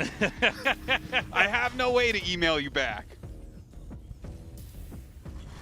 Yeah, just we never changed really. Don't like the busy work. In this match I just want to here, play video games. Just leave me alone. Yeah, I want to play as much video games as possible. Yeah. And enjoy my life. This is a match. It could have been any year. Maru vs. Creator, two of the oldest fixtures in GSL history. I mean, and don't forget, guys, I know Creator definitely doesn't perform to the level of Maru, but he has been here since day one. Yeah, he does put out some very solid games from time to time. He is. So when 3 of those solid games line up, he's going to kill someone good like Maru. It is within him. It's just he's such an emotional player as well. He's actually considered the most emotional player in GSL overall. Like he gets very angry when things go wrong. So if anything goes wrong, that's where he starts to fall apart. Yeah, I think he plays a really clean game if he can keep up. But yeah, if he does start to fumble, and in a best of 5, you know, you have to expect there to be a lot of hiccups, even if you win. It's very a lot of interruptions, a lot of bumps in the road. I mean, it really is an emotional roller coaster to go through a best of 5. And I'm not trying to knock on Creator. It is an impressive feat that he has consistently been a round of 32, a round of 24, or in this case, a Code A player in the GSL. Yeah, and he's had moments and he's excelled ahead of that, but generally second in the 2012 World Championship. That's right. Do not forget that. But generally speaking, he is a player that you expect to be the guy who's going to lose out of the rest of the players. Well, yeah, he's up against Maru. What can you say? You could expect Creator to probably lose against most other good Terrans, but I think especially against Maru. Similar to our TY situation where it's like just a little bit harder to imagine a victory. Okay, he's going to go ahead and Suicide Mind Drop here into the natural, and this is going to buy some room for the Hellions to run in as well. What a move from Maru. Whoa. Oh, boy. And the execution on this is so good. I'm kind of surprised he actually lands the 4th mine in there and doesn't wait for the main. Okay, splits those mines up, and he will be able to save this one into the medevac. Really well done. Maru getting 8 probes. Now, was that enough to tilt Creator off his rocker? You know, this is one of the hard parts about PvT in general is Widow Mine drops. Yeah. I mean, it's so punishing from the Protoss' perspective. Honestly, you didn't have to say anything after that. Like, you could have just said Widow Mine drops and just that's it, and we don't say anything for the rest of the cast. And Protoss players player everywhere have a heart palpitation hearing about it. The number of Protoss players that wake up in the middle of the night with cold sweats screaming out, Widow Mine drops! Yeah. But no, I mean, it's one of the things that's very punishing. I actually kind of like that idea in the game. I like things that can turn the game on its head immediately. Now look at this. Yeah. He's got a lot of stalkers right there. Yes, he does. Blinks up into the main base. This is a style we've seen before. What's key to stopping it is not just having a bunker well positioned, but tanks also. If you can eliminate the surface area at which they can hang out there, usually the situation sort of solves itself.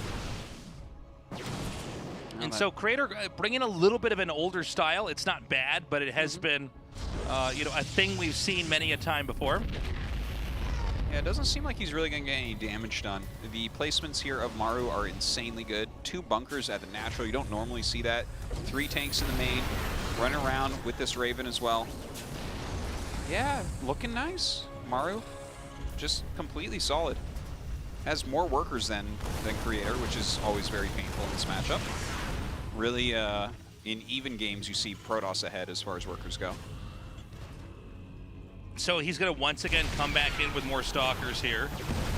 Diving in, and again, the longer that the game goes on, from at least the Terran's perspective, the safer you are against this.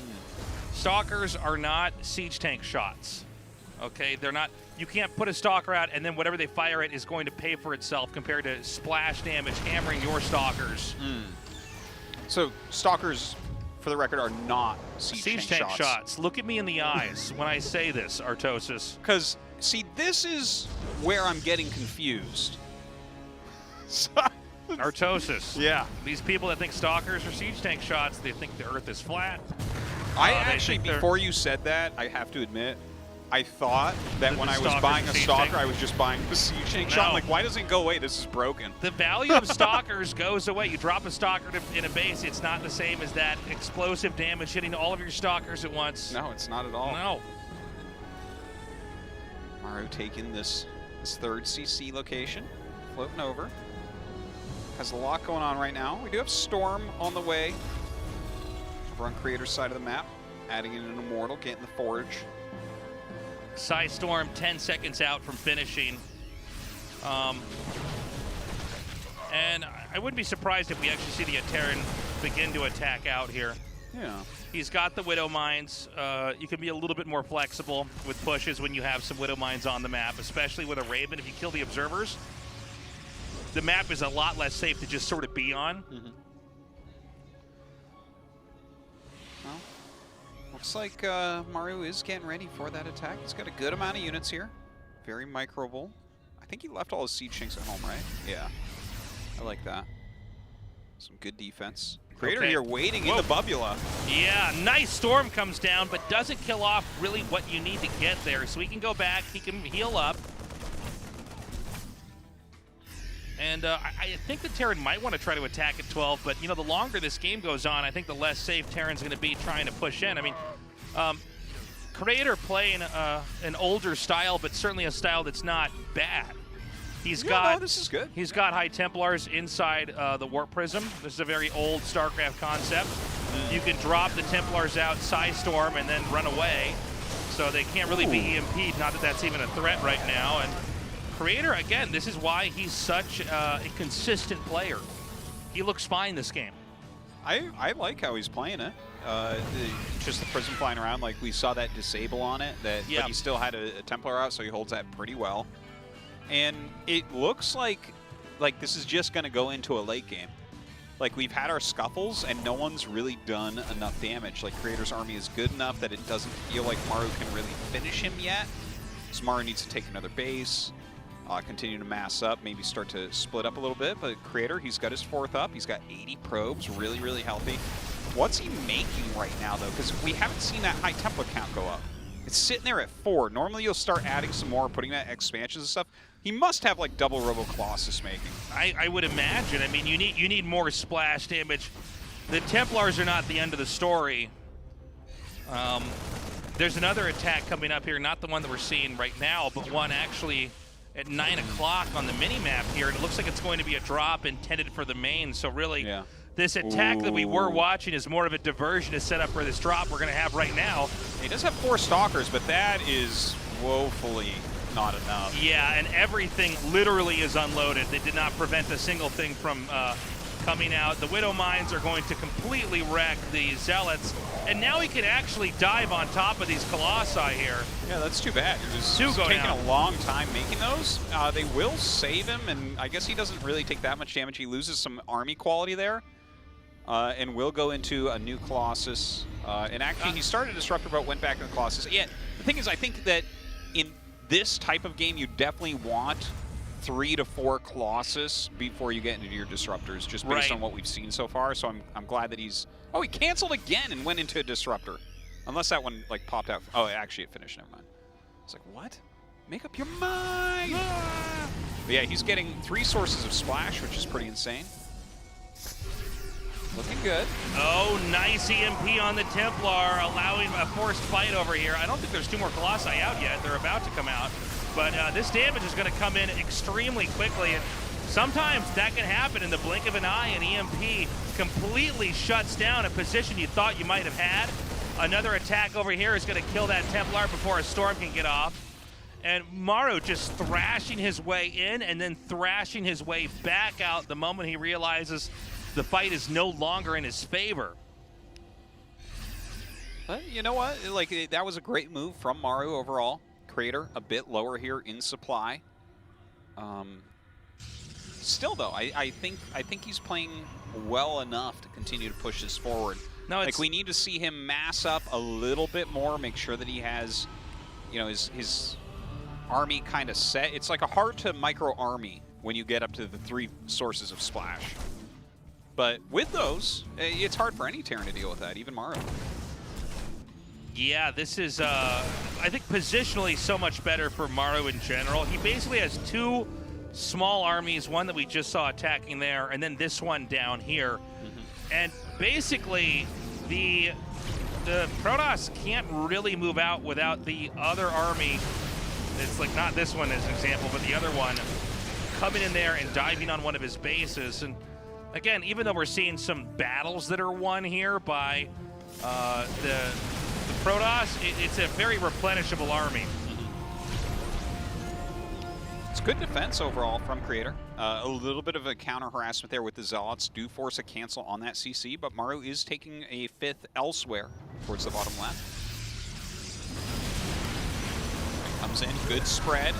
The Disruptor Shot only kills a Ghost. Yeah, these Disruptor Shots just not connecting to juicy enough targets to make them worth their value right now. And once again, as that base is shut down, sights set on a big drop here into the main. I only see, what, 1 Templar here. A Psy Storm would be great, but, I mean, it's not going to be enough. And, in fact, it's going to be a feedback there on one of the Ghosts, maybe not having enough energy for Storm, but... Sure. He is winning this little battle in the center, but obviously does need to deal with that drop. You know, I think at this point, like, it's okay to lose a few probes. It's not really going to hurt you all that much. He can remake that. I think everything you're saying is true, Artosis, but the real story is, like, we don't see Creator really able to get out of his quadrant of the map. That's a good point. Like, Maru's now outgrown him. He should have a 5th base right now. Yeah, he should. And the thing is, the army that Maru's losing is you can reassemble easily. There may be a moment of hope here, though, for Creator. He has to full-on counterattack, though. And he is sending all of his units across the map right now. Now that drop doing a bit of damage. Oh my God. He might not find this, by the way. This is not where you're looking if you're getting nuked. You're looking where your probes are. Go ahead. Cloaks it up. It's kind of was that not cloaked? I didn't even notice it wasn't at first. Yeah. That's funny. Okay, well, he damages a bunch of buildings. Good on him. It looks like this will be clean, but I want to see that Creator attack. Like, he has his army down there. There are some Liberators set up. That is a scary army. If you micro that correctly, this army beats almost anything. And it's hard to control that, but like this is, look at this. He's bringing his SCVs out, going to run them away. He's just going to lose them all. That planetary, of course, will be picked off very, very easily. So he kills a base. Now we're 4 base versus 4 base again. Not so bad. He's taking his own 5th. Liberators are out, so with Liberator range finishing up, that is going to be a bit tough, but we see a Stargate start. So maybe we're going to see him go into Tempest, do you think? I don't feel like he has the money to support Carrier. I would prefer to just see him add in like 3-4 Tempest. I think Carrier would take too long to actually become, you know, a thing that the Terran is threatened by. I think we're already seeing Terran bounce back into action. You know, I was talking about how Creator was kind of stuck in his quadrant of the map, but you know, Terran overextended a little bit, and then we got a lot more freedom here on the other side. But Terran's rebuild is just leapfrogging these Liberators and is basically going to completely, with ease, by the way, push away this army, come in here, kill off the Nexus, kill off the probes as well. Yeah, that 5th base, he just can't get it down. He can't get it mining. He might drop the main again. I don't know. I think he might want to keep this together for now because he has so many. Well, he could do the Liberator plus drop thing, I guess. Yeah, that's what I was thinking. But honestly, he has him kind of on the back foot here. He doesn't have good anti-Liberator. He's got him on the run. These Templars perfectly placed to get some excellent storms off here. The first Colossus goes down, then the second. The push is starting to become one I just don't know that the Protoss can actually wrestle with effectively at all. I mean, this is such a spread. The Liberators, there's no real answer to them. The area is too boxy and tight to get any stalkers around to really take this. And I actually think he could start to leapfrog into the main and win this by destroying the Protoss infrastructure. Not the most common way to win in this matchup, but one that looks to be what kind of victory we have upon us here. It's looking very, very good for Maru. Nothing really left for Creator, honestly. He's trying to kill this planetary. Doesn't look like it's going to work out. Maru expanding everywhere, killing everything. Just showing his overall quality. But let's not forget, like, the opening was very good for Maru compared to Creator. And he still put out a nice macro game overall. Like, he held on for a long time, he killed some bases. Maru getting into those Liberators, he could not deal with it. It's like, if you're playing against Liberators, either you need to have some sort of counter tech like those Tempests, or I think more commonly, you're keeping enough aggression on that you can pick them off. Yeah. But like you were saying, he was having a hard time getting out of his base for a long time. He stayed alive, sure, but without having any sort of map control. Like, if Terran gets on you with Liberators, they're unbelievably strong. If you're attacking Terran and they have Liberators, you have maneuverability. You can move around and find ways in. And here he is now destroying the infrastructure in the Protoss' main. The counterattack's going to come, but I don't even need to see what he has. The numbers should be all we need to have. A 200 supply Terran with structures positioned to wall. This is going to be the last moments in this game, as Protoss has no way to recover. And that's going to be it. GG, Maru takes game 1, but it was a back and forth. Yeah. Not the easiest finish there for Maru, but definitely showing that he is a bit of a step up. Now, the initial 4 Widowmine drop through the choke with 2 Hellions running in, he did do some pretty significant damage to Creator, and Creator, you know, he only got 1 real attack after that did damage, right, where he killed the Planetary. And that was pretty much it. Other than that, Maru had map control that game. So hopefully Creator can have a slightly cleaner early game, and then maybe in the late mid-game have that control, walk around, force Maru to stay back a bit more. Easier said than done. Yeah, easier said than done for sure. Romanticide is our map for map number 2. And, you know, I mean, again, I don't feel like there was one big thing Creator did wrong. I think he did bring a little bit of an older style. I think especially when you look at Prince, you're kind of seeing the cutting edge of Protoss. Creator has always been a little bit more in the camp of, like, stats or... He's pretty standard. He's very standard. He's very textbook, and that's not wrong. But, you know, of all Terrans in the whole world, the ones we're casting today, you know, TY and Maru, are extremely good against that. That's you playing to their advantage, right? Absolutely. So I don't know that Creator's going to mix it up. Again, as always, he can hold his own against the very best, but he does not usually win that best of 3 or best of 5. 2021 GSL Season 1. We stood at the edge of the world, seize the stakes.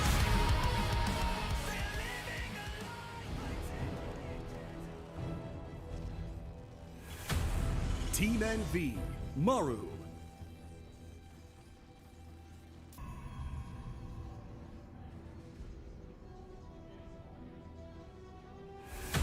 Team NV, Creator.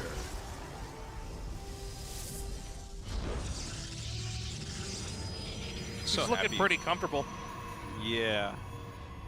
I think he played all right that game. It wasn't like he didn't, like, blunder a bunch of times or something, you know? It was a tough game against, you know, who is generally considered the best Terran ever.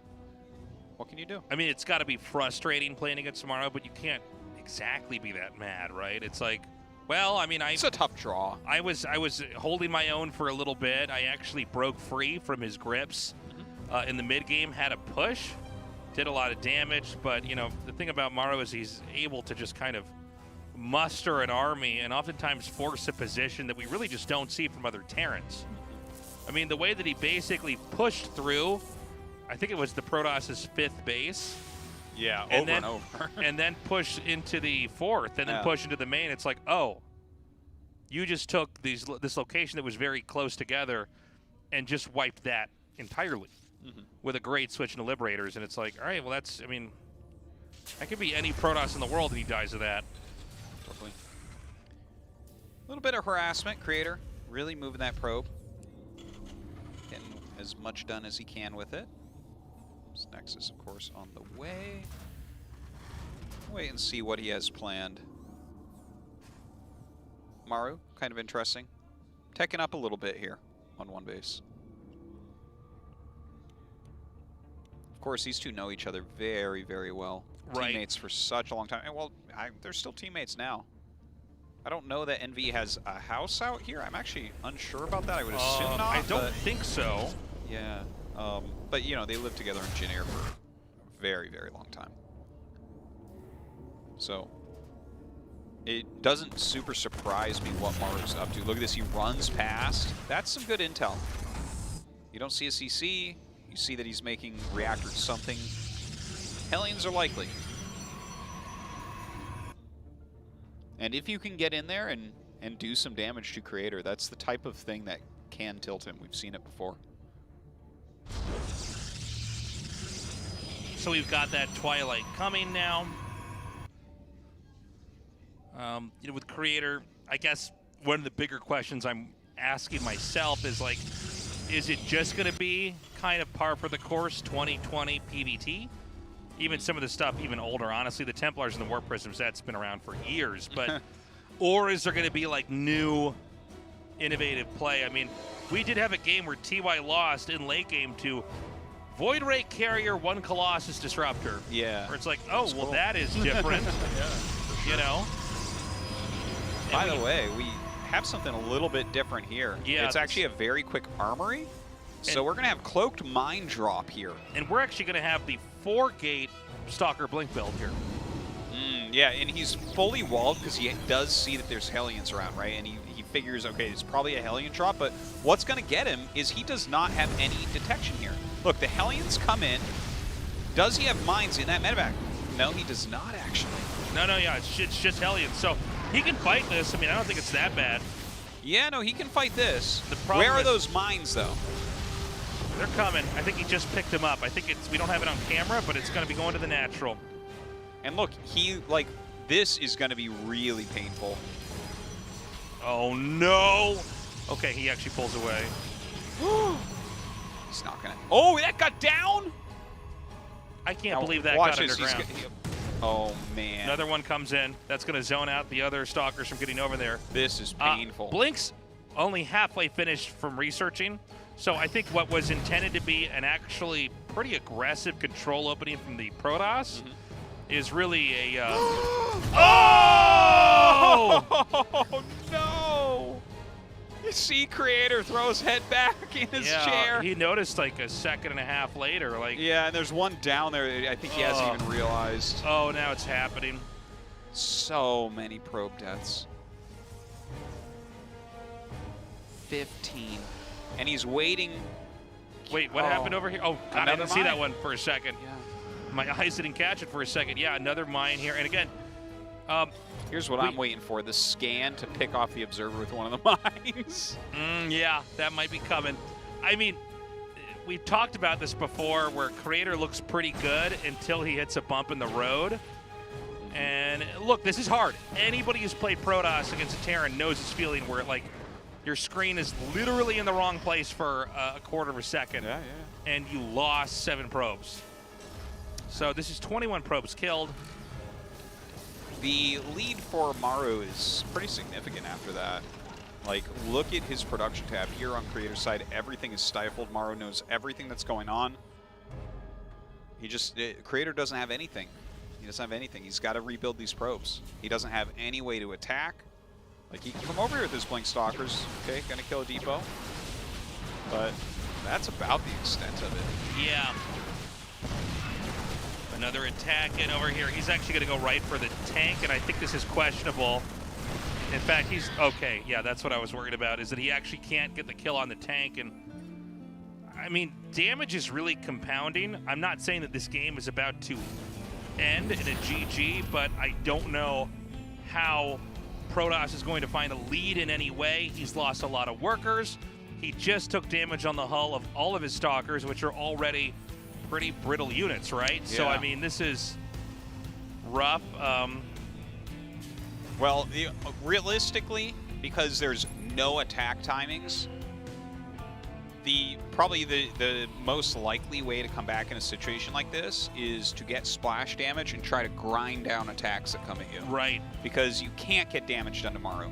Like, Maru would have to make a big misstep, which he just does not do. You don't win 4 GSLs in a row making big missteps where you miscalculate what your opponent can do. He's not going to do that, right? So He is getting the High Templars. He's getting a Prism for them, Psy Storm.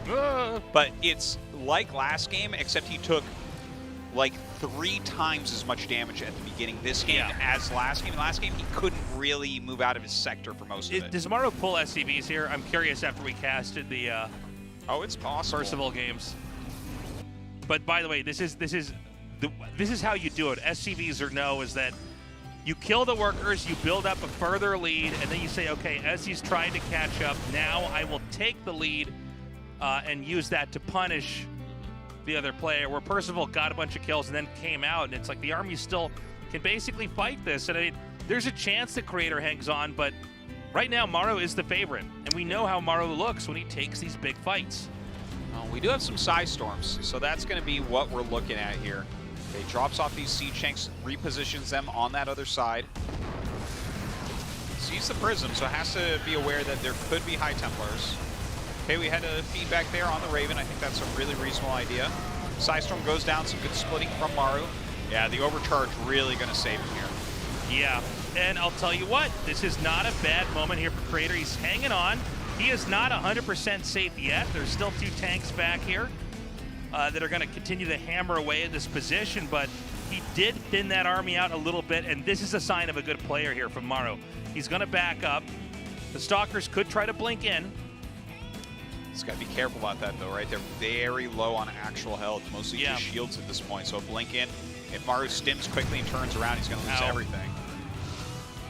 Yeah. All right. I mean, it was a pretty good hold. Another mine drop coming in. Every little bit of damage is so painful for Creator here. Yeah. And he didn't actually pull these probes at all. What is this, 4 there? Yeah, so... Yeah. I mean, this is rough, man. And, you know, quietly behind it, Maru already sets up another pretty good position. Is he going to actually just go for a big drop of the main? That's kind of funny looking. All right, so he's going to send the 2 tanks back and send everything else over there. No, he's not. He's going to just pull away. Oh, okay. I mean, I guess it's fine either way. Just, well, Maru's so far ahead that he can make all sorts of decisions, and we can say anything we want about him because whatever he does here looks good. Because it's like, yeah, the only way he could lose is screwing up. So, like, he runs away, that's fine. Oh, he attacks? Yeah, well, he has more. You know, it's like, it's, what do you call it? Choose your own adventure on how to win. Yeah. It's like, we'll turn to page 56 to Doom drop his main. Okay, here goes the Doom drop. Now, if you want to retreat, go back 3 pages. Yeah. All right, out comes the Psy Storms. Very Marauder heavy, so it doesn't kill that much with it. Maru coming up to the front. Another group of units here.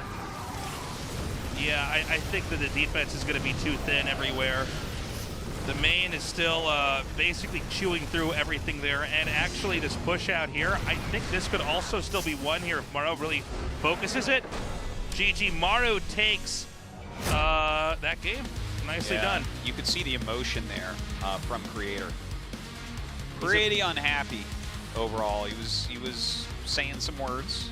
Well, you know, the thing with Creator is, look, he's a unique character in our pantheon of GSL players. I mean, he is a guy who has been kind of stuck.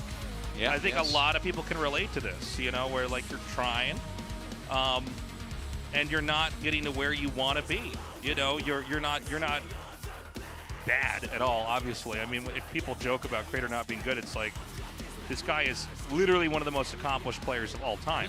He has been in more GSLs than almost any player, but he does not get past. It's like he can't break through that membrane. He's a top of the qualifiers, but didn't make it / round of 32 guy generally. Yeah. And here, I think this year, he's likely to be a Code A guy. Like we see him in Code A, and you know, he is the test for someone very good to get in. Yeah, and I mean, again, he's stuck. I think a lot of people that ladder can relate to this. We're like, okay, they've been at the same level. They're not going down, but they're also not going up. And to not make progress is sometimes the most frustrating thing, especially if it's a game that you really pour yourself into. And I mean, that's kind of, at least in my mind, always been the story of Creator more than any other GSL player. Yeah, it does feel that way with him. We've had different, tough stories in the past too. I mean, Deer won at GSL right out of the gate, and then sort of has been not bad, but not the best since. Yeah. There's a lot of players like this that have stories that are more tragic than, some of these like TY, where he's an anime protagonist and he casts the tournament and he wins everything, and there can't be many of those. No. We only have a few people. If you and actually most count aren't the very GSL good, champions, most aren't compelling stories either. The Yeah. anime protagonist who's top of his class and #1 on tennis, and also has a superpower and has a kind of awkward relationship with a girl that he can't really express his feelings to. Things anime can be rough when you're- protagonist. yeah, an anime protagonist. I just think you're so cute. And he's like, oh, whatever. No, but I mean, like, seriously, with Creator, I would love to see this guy pull ahead. I'd love to see him reinvent his play, his results, but do you think his emotions play a lot into it? Because you see him get frustrated. A lot of times he falls apart after a certain amount of frustration. Yeah. So, yeah, probably. I was personally. I mean, you're an emotional player. I used to be. No. What am I saying? I used to be super emotional at tournaments. Like, if I lost, I would always cry. Yeah. I mean, you've been to some of the tournaments where, like, I lose, and it's like, well, Tasis will be gone for 4 hours. And then he'll eventually come back. So he's ugly crying. I'm ugly crying in the front snow. of the PC cafe. It's true. But, yeah, I mean, I think a mastery of that can help. There are players who are, like, literally the best that are explosive, that are angry or super emo and depressive. So, like, I think always improving on that is good. Is that the thing that's holding him back? I actually don't know. I mean, I think it's fair to say we look at his play now, and it's like it's very ordinary. I don't know if unless Creator is really going to become like better than Stats at what Stats does, is this really how he's going to win? I mean, look at Prince. Prince is absolutely on Batman villain levels of Protoss play. He is. Okay? He's the Riddler, man. He's Two-Face. He's Two-Face over here. He's flipping But he's his only coin. shown the ugly side so far. Yeah, that's right. Only the ugly side. And, I'm not saying that you have to do that, but I think reinventing yourself is essential. I think we saw this with Parting, who was known for just timing attacks, not so much cheeses, came back with a whole lot of different plays. Yeah. 2021. Right. That's how I feel. GSL Season 1. Tell him. That's what you told us.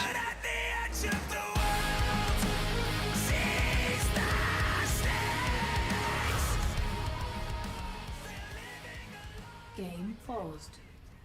Let's pause that game. I wonder what happened. Okay. So Creator pauses. He's like, hold on, guys. Still too angry about that last game. Yeah. Nah, I'm sure it's some sort of setting issue. We'll see about that momentarily. Like, what's wrong? He's like, this is what's wrong right He's here. like, you see this Can Terran help me with player? this? Yeah. He points to Maru. I couldn't see his mines last game. Like, what was that?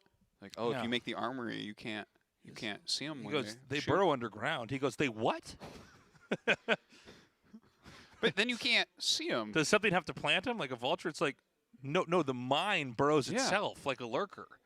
It's like, well, can you catch them when they walk across the map? He's like, they flew in the medevac. Oh my! It's like, wait, a medevac's for Marines, though. Yeah, it's like, well, no, you can fit 4 of them inside of one medevac. He's like, okay, but just so we're not completely crazy, the mine explodes after it kills everything, like a mine. Like what it's called is right. It can't possibly have infinity missiles. It's not an inside underground rocket launcher with infinite ammo. And he's like, no, that's actually what it is as well. And then the show shuts off tomorrow morning early on the GSL social media. We here at the GSL take cheating very seriously. We are retroactively taking Maru's championships away from him. We have to switch out the PCs. Excellent. Everything stopped. All right. Yeah. Broken PC. They're telling Maru, he's like, yeah, sure, right. Yeah. Okay. He's like, I'll tell you what else is going to be broken in a little bit. So, yeah, they've got to swap this PC out.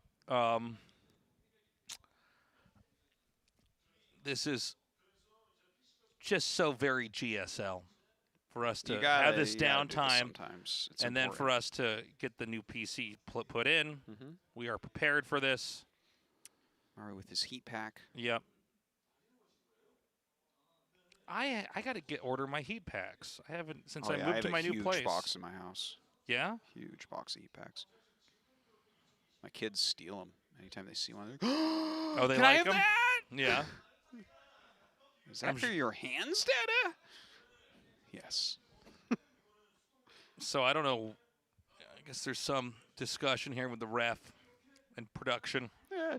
Send one production guy down there because he's the guy that fixes the whatever the thing is. The ref is there to kind of say, all right, is this in the GSL rule book? How do we deal with this? We'll get that all fixed up. There's our ref right there. Here's our psychedelic background. Yeah, it's kind of like oil on water or something like that. This It's is cool where looking.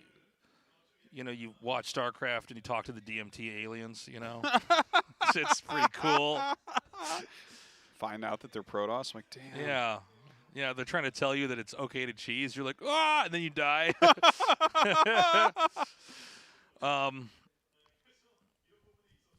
But yeah, I mean, kind of to expand on what I was saying earlier, I would love to see Creator come back. I do like a story of redemption. I think we all do.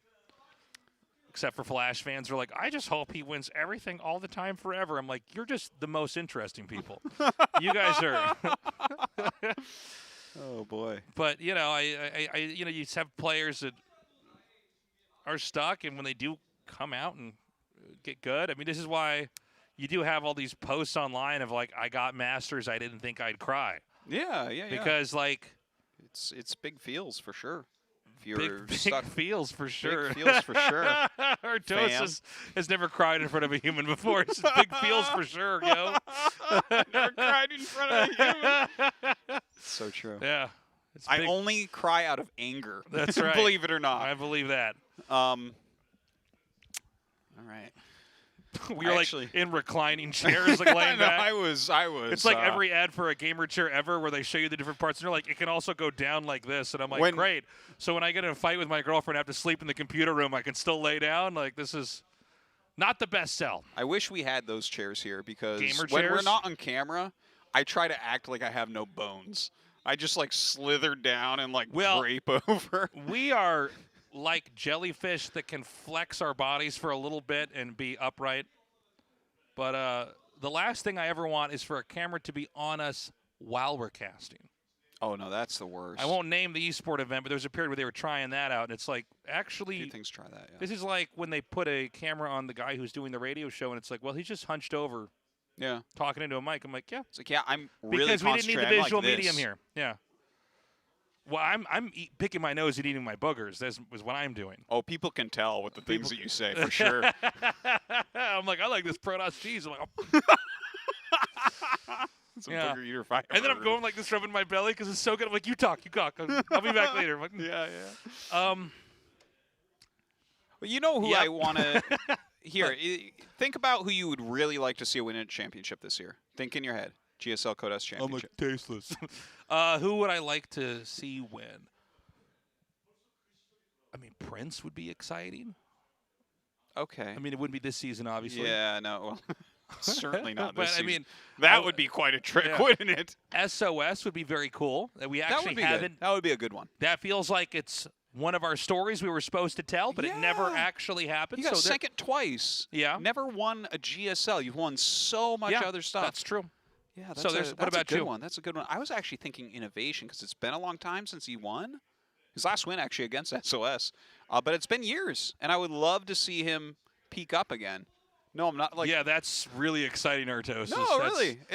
You're like, you know what? I think would be crazy. You know what? I am one of those people. I want the good old players to just keep winning forever. Yeah, you're one of those guys. I'm like, once you get on top, you should be there forever.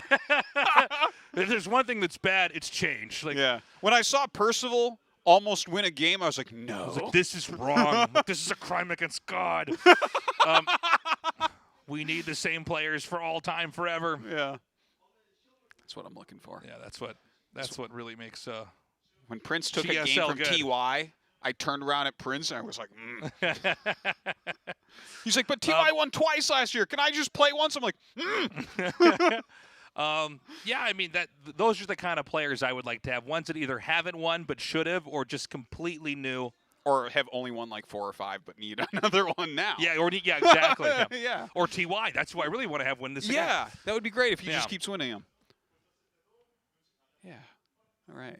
Glad we got that out of the way. I'm really glad they haven't gotten that computer swapped out either. That's good. It takes a long time to swap out a computer. What is you got to unplug in our and background replug. now? Is that foil on the light? Yeah. So we have this light here, yeah, but it's like too bright, so we put foil on like it to paper. ruin our shot. Yeah, and this is that is not attractive looking. When the game is going on, Artosis takes that foil and wraps it around his head and starts talking about Terran's the hardest race. Is what normally happens. But right now we stick it over there. So it's a truth helmet. Is what you're saying? Yes, it's a. Okay. It gives you access to the truth. I like that. Good comeback. But it's good to be back in our studio. We actually haven't been in the studio since Super Tournament, right? Yeah, this is just the StarCraft 2 studio now. Yeah, I guess that's all we're casting here now. Yeah, a lot of stuff's going on in the Jamshil studio. I want to remind you guys the days are different now for this this show. Probably Monday, forever. Thursday. It is Monday, Thursday now. Yeah, for the whole year we're doing Monday, Thursday. Yeah, this isn't like a weird exception. So no more Saturday mornings for us, which was like a good time for NA. And Artosis and nobody else. Yeah. Everybody We're just else looking at sleeps the in. results of the NA pro gamers. They just weren't as good as the Europeans, so we decided to keep the time for the That's Europeans. Right. This is going to be our new days. Freaking TV picked up a lot of new titles, and so we're having to. Well, not we, but the company's having to move a lot of the days around here. So, Tasis was in charge of that. That was my idea. Yeah. That's what I do when I'm not here. I'm doing that. I guess we could plug the Patreon for the ASL. We're about to get notified. Do we know what happened? Did you say we're about to get into a fight? I heard the Korean productions in my ear. Oh no, they pressed the wrong button. I just told. We have a Patreon for the ASL. We'd love for you guys to check out. What is it? Patreon.com/ASL English. We still want to do the VODs for that. So if you want to support us, that's a great way. And now we're going to take a 5-minute break, and when we come back, hopefully Game 3 is ready.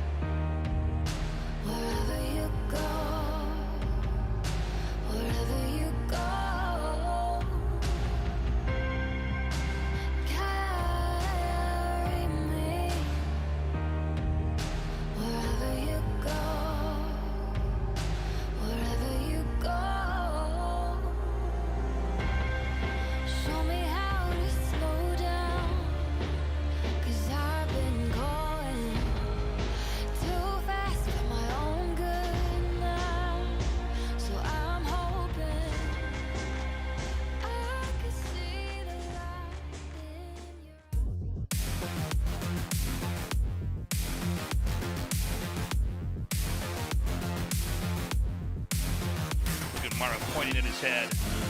What are you thinking, Maru? Go get your foil hat and come up with the answers, Artosis.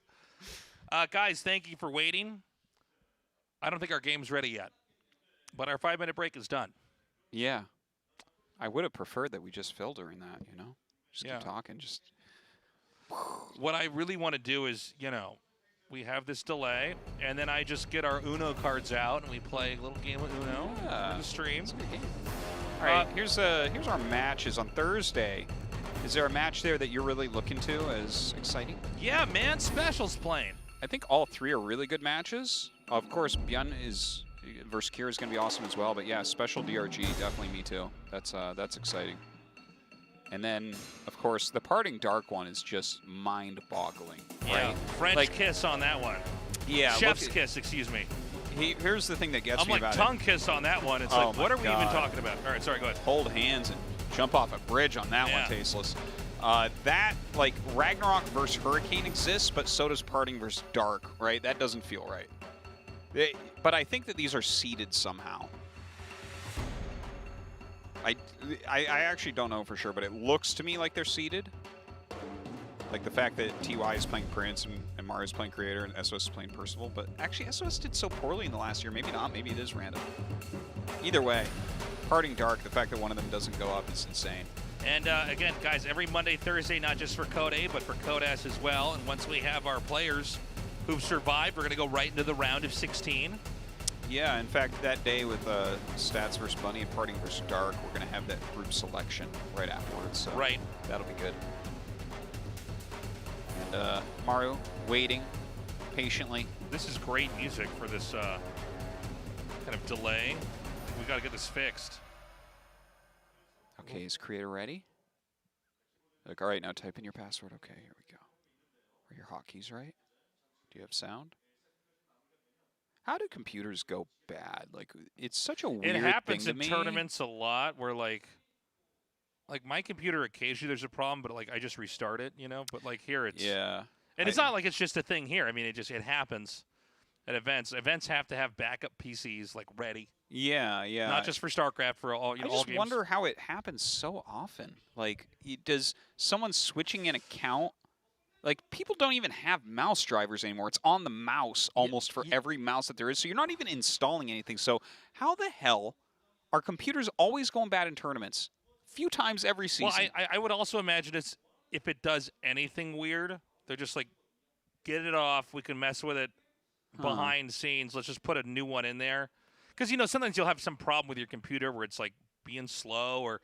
And you're doing the normal troubleshooting stuff, but that takes time. Yeah, restart. If the restart didn't work, call Up a Tree Zelda. Yes. And then that works. But, you know, if you're sitting there troubleshooting and you have a backup PC that's, I mean, most of these PCs they're basically new. You know, I mean, people aren't sitting in here playing, they're not playing the new Doom game, you know, when the show's not on this computer. So I think the idea is, like, just swap it out to save time, troubleshoot the other computer later. Yeah, I guess, but it's not saving much time, is it? I would have preferred the restart. We'd already be in that game, man.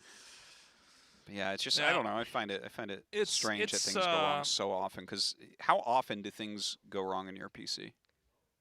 I'm like every week, like with the stuff I have on my PC. No, I mean not that often. Not really. Only like when Windows Update occurs, I think, is when I have things go wrong because Windows Update just loves to screw with sound settings. Yeah, Windows updates is a problem. Yeah, I mean, not that often. So we're going to be doing a resume from replay.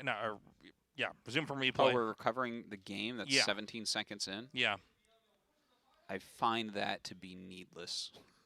Well, I guess you could, in theory, immediately send a worker out and just do something different. It doesn't, you know. Yeah, I feel like the only difference could be the spawn location, right? Like maybe you're there's like, a better I got strategy. top left or bottom right. You know, that's like, yeah, I don't know. They are doing that though, as you said. They are recovering from. Yeah, we're in the game. They're asking the players if they're prepared to go into this. They're both saying yes. And we're going to start this game. Okay, so this is game 3 if you're joining us. It's a best of 5. This is Code A. The winner goes on to Code S, and it's Maru up 2-0, so Creator needs to win, or our show is rapidly going to come to an end. Do you remember that time we had a pause in some tournament, and it was like a really long pause for something, and then when the unpause finally occurred, the player died like in under a minute after that. Yeah, I do remember this, I actually. forget which tournament this was or which players these were, but that occurred, and it was like, whoa. Well, I'll tell you, man, as long as that took, people have gotten much faster at fixing these problems. Mm-hmm. Or even the idea to throw us a break, which is kind of a relief for us, you know? I know you guys like it when we talk and make jokes, but sometimes we do need like some time to stop. Be like, okay, we stop talking now. We had days where there was a delay. We'd be on camera for an hour and a half. Yeah. Having literally no idea what's going on. Like, I don't know. Nothing will ever top the first day we casted World Tanks, so we knew like the least we ever knew about that game. Yeah. It was like 45 minutes of fill on top of everything else. We had a period where we had to fill for, I think, 50 minutes on a stage at BlizzCon. Did we? Yeah, That's StarCraft crazy. 1, man, where it's like, Oh, there's in like the old days, literally yeah. thousands of people, and it's like, well, we're just going to start talking now. Yeah. And we never found out what that delay was for. We're just like, well, here we are. It's Yeah, just- things were produced way Yeah. different back then. Okay. But we're back in this game. We've seen before from creators some pretty slow kind of very textbook PvT. And it's looked actually pretty good, but not good enough against Maru. Well, We've got yeah. the 2 best Terrans in the world here playing today in Code A. Mm-hmm. And you know, I was talking earlier about the fact that Prince, you know, he looks like a new Protoss. Yeah. And I mean, he is a new Protoss, of course, but like, it's not like he's some kind of junior version of Zest or some kind of B-level version of Stats, or, you know, he does Partings rushes, but just not as well. He just has his own original approach. He's free wild. thinking. Yeah, he's a free-thinking, independent Protoss. And It's a brave, strong, independent Protoss. that's right. Free-range Protoss. Who don't need no Terran. But and this is something I do worry about a little bit with creators. I mean, the style does look old, and I don't believe the style he's bringing out is something where it's like, oh, isn't this wild? This is something that we had in the past we thought sucked and it's here before. It's like among the most textbook. And the problem is that this is, you know, what Maru's played against all the time, and this is Okay. why he's had so much success. Can I give a counter to what you just said, though? Yeah, go ahead. He was like the original standard Protoss, Yeah. right? Like, that was his style. So that is his style. That is how he wants to play at his peak. Back when he got second in the World Championship, he was playing standard macro games. So Yeah. that's the kind of player he wants to be. He's not the best at it, but you can still do what you love. Yeah. Okay, he's actually reducing this Hellion count pretty significantly, and there's a proxy starport on the map, so I think that was actually a pretty darn good trade for him. Yeah, I agree. It looks kind of like it was a fail initially when you see the Protoss, you know, was driven away, but here's the thing is that he's still got the 2 Widow Mines out. Yep. And Protoss still lost a decent amount, so I actually think although your line of thinking is not like incorrect, does he have enough to actually deal with the Widow Mine drop, right? I mean, sometimes Widow Mines are not dealt with position as much as it is numbers too. You need enough to actually kill the Widow Mines and chase them around and stop them. So, well, they're not going to be cloaked, so it's going to be a lot easier than previously. True. As long as he moves the probes in time. Yeah, he will. Breaks off 1 probe. Going to come back here and try to target it down a little bit. All right. okay, this is great. This is looking really good here for Creator. Absolutely. Now, here comes that Hellion drop. He already killed a bunch of Hellions, so this could be surprising that this many pop in. One Yeah. does get a shot off, so it gives him a little bit of advance warning. He basically doubled down on the probes here. Hellions here.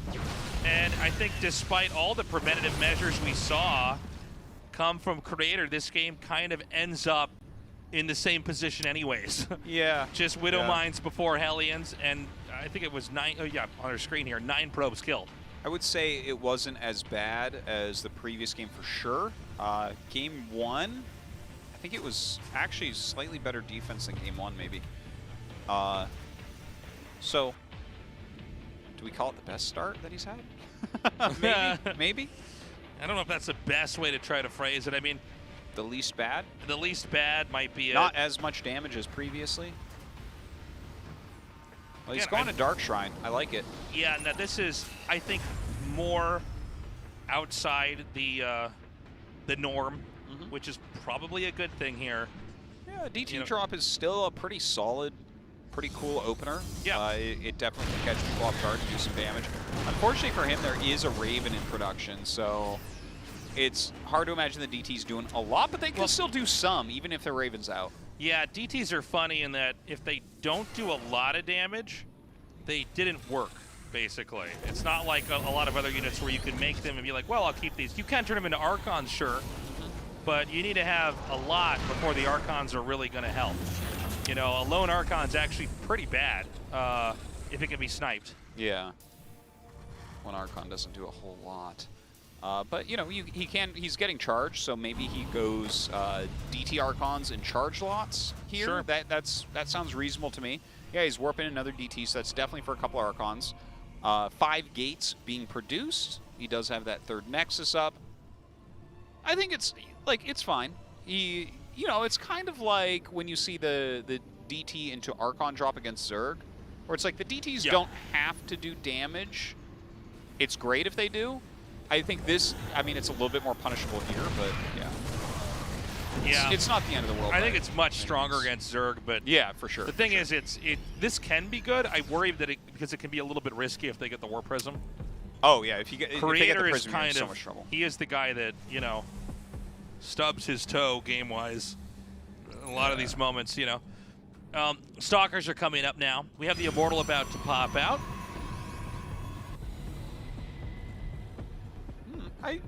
But overall, I like a lot of the things that Creator's doing here. Like, I love the Immortal. Anytime that you open DT, I think you need to make at least one Immortal before it's splash damage. Give some stability to your army. The Archon drop, hey, he's doing all right with that. 4 kills, some lost mining time, keeping him back slightly. And now he's going to be able to blink in. This is what I'm really excited to see, because Stalkers combined with Archons, that's a different story here. And actually getting these add-ons is great. Maru's going across the map tasteless. Oh my god. So a ton of damage is actually being done. This is the kind of game Creator needed to play. But he's got to be able to hold off this attack. I'm not sure what he has back at home. But this many Stalkers, I think, can actually shoot down anything that pops out, especially when the Archons come in here. I think this is one of those fundamental losses here for the Terran, but hold on a second here. Terran is taking a beating in his main, but this is also an extremely scary push here from the Terran. It's a base trade. Oh my god. The Archon in the Prism. No. So painful. And here's the thing. That attack is finished. This one's just starting. Oh, he's actually just sent the rest of his units across the map. Okay. Yeah, but it's Terran against Protoss in a base trade. Yeah. Are those the only probes he has? No, sorry, there's one, of course, north here. Yeah. I want to see him warp in as many DTs as is possible, because that's really powerful in a base trade. Unfortunately, he doesn't have that DT blink. Maybe he can take out this main base, but like you said, Terran is very efficient in base trades. They can get a lot of value out of it. They're basically better. I mean, generally speaking, DTs can make a difference, but I don't know about this game. Yeah, and he's actually barely going to lose his fight in his main. DTs are coming forward. I'm sorry, is the Raven with the army? Yeah, it is. Okay, so the Raven is kind of the ace up Maru's sleeve here, because DTs just are worthless against this army. And this is obviously the last Nexus. Oh boy, he doesn't have enough for another Nexus right now. Yeah, and so when you kill this Nexus, I believe the CC at the 9 o'clock spot is finished, right? Yeah. Okay. Oh my god, auto turrets are just so strong there. Yeah, and that's going to be that, unfortunately, for Creator. 0-3 out of Code A, not able to make it into Code S this time. Looks like he's keeping a positive attitude about it. Losing to a friend and the best Terran out there. You can't be that upset, right? I feel for Creator, though. But he does, you know, he has those wrinkles in his play. And Maru once again comes out on top. Again, it's what we expected. I mean, it's hard to imagine a night where Creator was coming out, having 3 wins against Maru, one of the most untouchable players of all StarCraft history. And so here we are, guys. We're going to have an interview now with Maru, see how he's feeling as we wrap up our first day back for GSL of the Year. Maru of Team MB defeats his teammate Creator 3-0, and he moves on to the round of 16 Codex. Congratulations. Thank you. Well, today we got to see another Team MB team kill today. So how do you feel after that match? Well, you know, when I saw the brackets, I hoped there would be no team kill match, but you know, we haven't been fortunate with that. So, you know, I don't think it's really that good. But today we got to see a phenomenal match from you, Maru. And then last game it went to the base trade match, and you were not you're not shocked at all in that last game. I was actually shocked in the game. So you know, the opponent had Dark Templars, so I should have anticipated the base trade, but I didn't. So I was kind of flabbergasted at that. Well, looking at your recent performance, I think you've been regaining your form these days. What do you think? Well, compared to before, my injury is getting better. And I think I'll be able to play better than last year at least. And Maru, does that mean that you'll be able to achieve your G5L this year? Well, I mean, to say that the Terran's not in a good position right now, so I'm not too sure. Well, then how is Terran not good right now, specifically? Well, if you have to look at the online match or big tournaments, Terrans are always eliminated early on. So I think there has to be a patch to buff Terran right now. Okay, let's talk about the IEM Katowice. In IEM, it must be a disappointing result for you. In the round of 8, you beat Rogue, but in the round of 4, you got reverse sweep by Rainer, and that was quite unfortunate. So how have you been after that? Well, you know, until the second game, I was winning, and then I was thinking, oh my god, Rainer's so bad. And then after that, I got reverse sweep. So for the next month, I was kind of in a lot of stress after that. Yeah, you definitely let your guard down in that match. But Maru is definitely Maru from looking at your today's performance. And Maru, you did join a new team called Team MB, and a lot of junior members are actually in the team as well. So do you still hang along with the team junior members? Yes, I mean we have Creator, we have SOS, so you know we still do get along together. And my junior teammates always support me, and I think it's really good that we can stay together.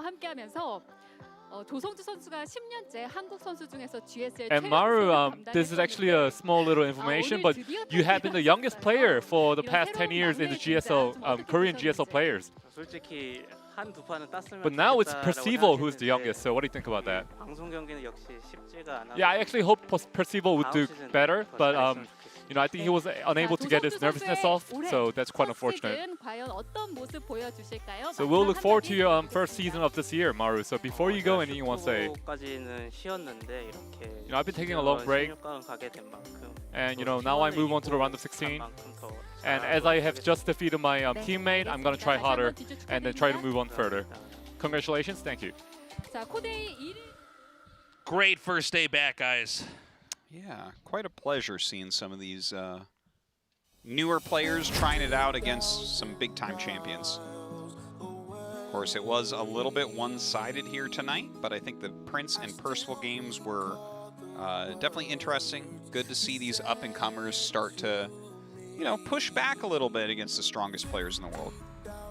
Yeah, they are really so important for the future of StarCraft 2 because we need to have new players. It's undeniable, man. I mean, the military service for so many of these players is coming around here. That doesn't mean they can't or they have to stop forever, but it does mean that there's going to be some big shoes to fill.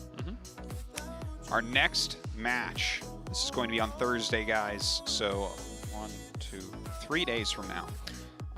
DRG against Special, Kira against Björn, and Ragnarok against Hurricane. 3 of these guys are going to advance to the Code S round of 16. That's right. Again, we're going to be back on an unusual day. I know it might get repetitious for some of you guys to hear, but we really want to get the word out there. A lot of people learn about GSL just by being, you know, sub to the YouTube and watching the VODs. So it's always Monday and always Thursday. It is now never Saturday and never Wednesday. So it is like true. completely different. So completely different.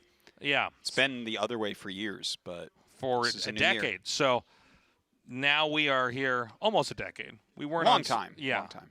But yeah, so if you have friends who watch and are missing the show, please let them know. We are still having it live here Monday and Thursdays, 6:30 p.m. KST. That's right. All right. Good first day back. Happy that GSL is here. And, yeah, we're going to be just ripping through it 2 days a week through to the end. That's right. We're on our usual schedule of GSL, our comfort cast. It really is so comfortable. It's so fun. We've done it for so long. And, yeah, I mean, it's actually crazy. Most people don't do anything for 10 years. I know. So, like... When are they going to give us, like, our retirement watch or whatever from a free When are they going to put us out to pasture?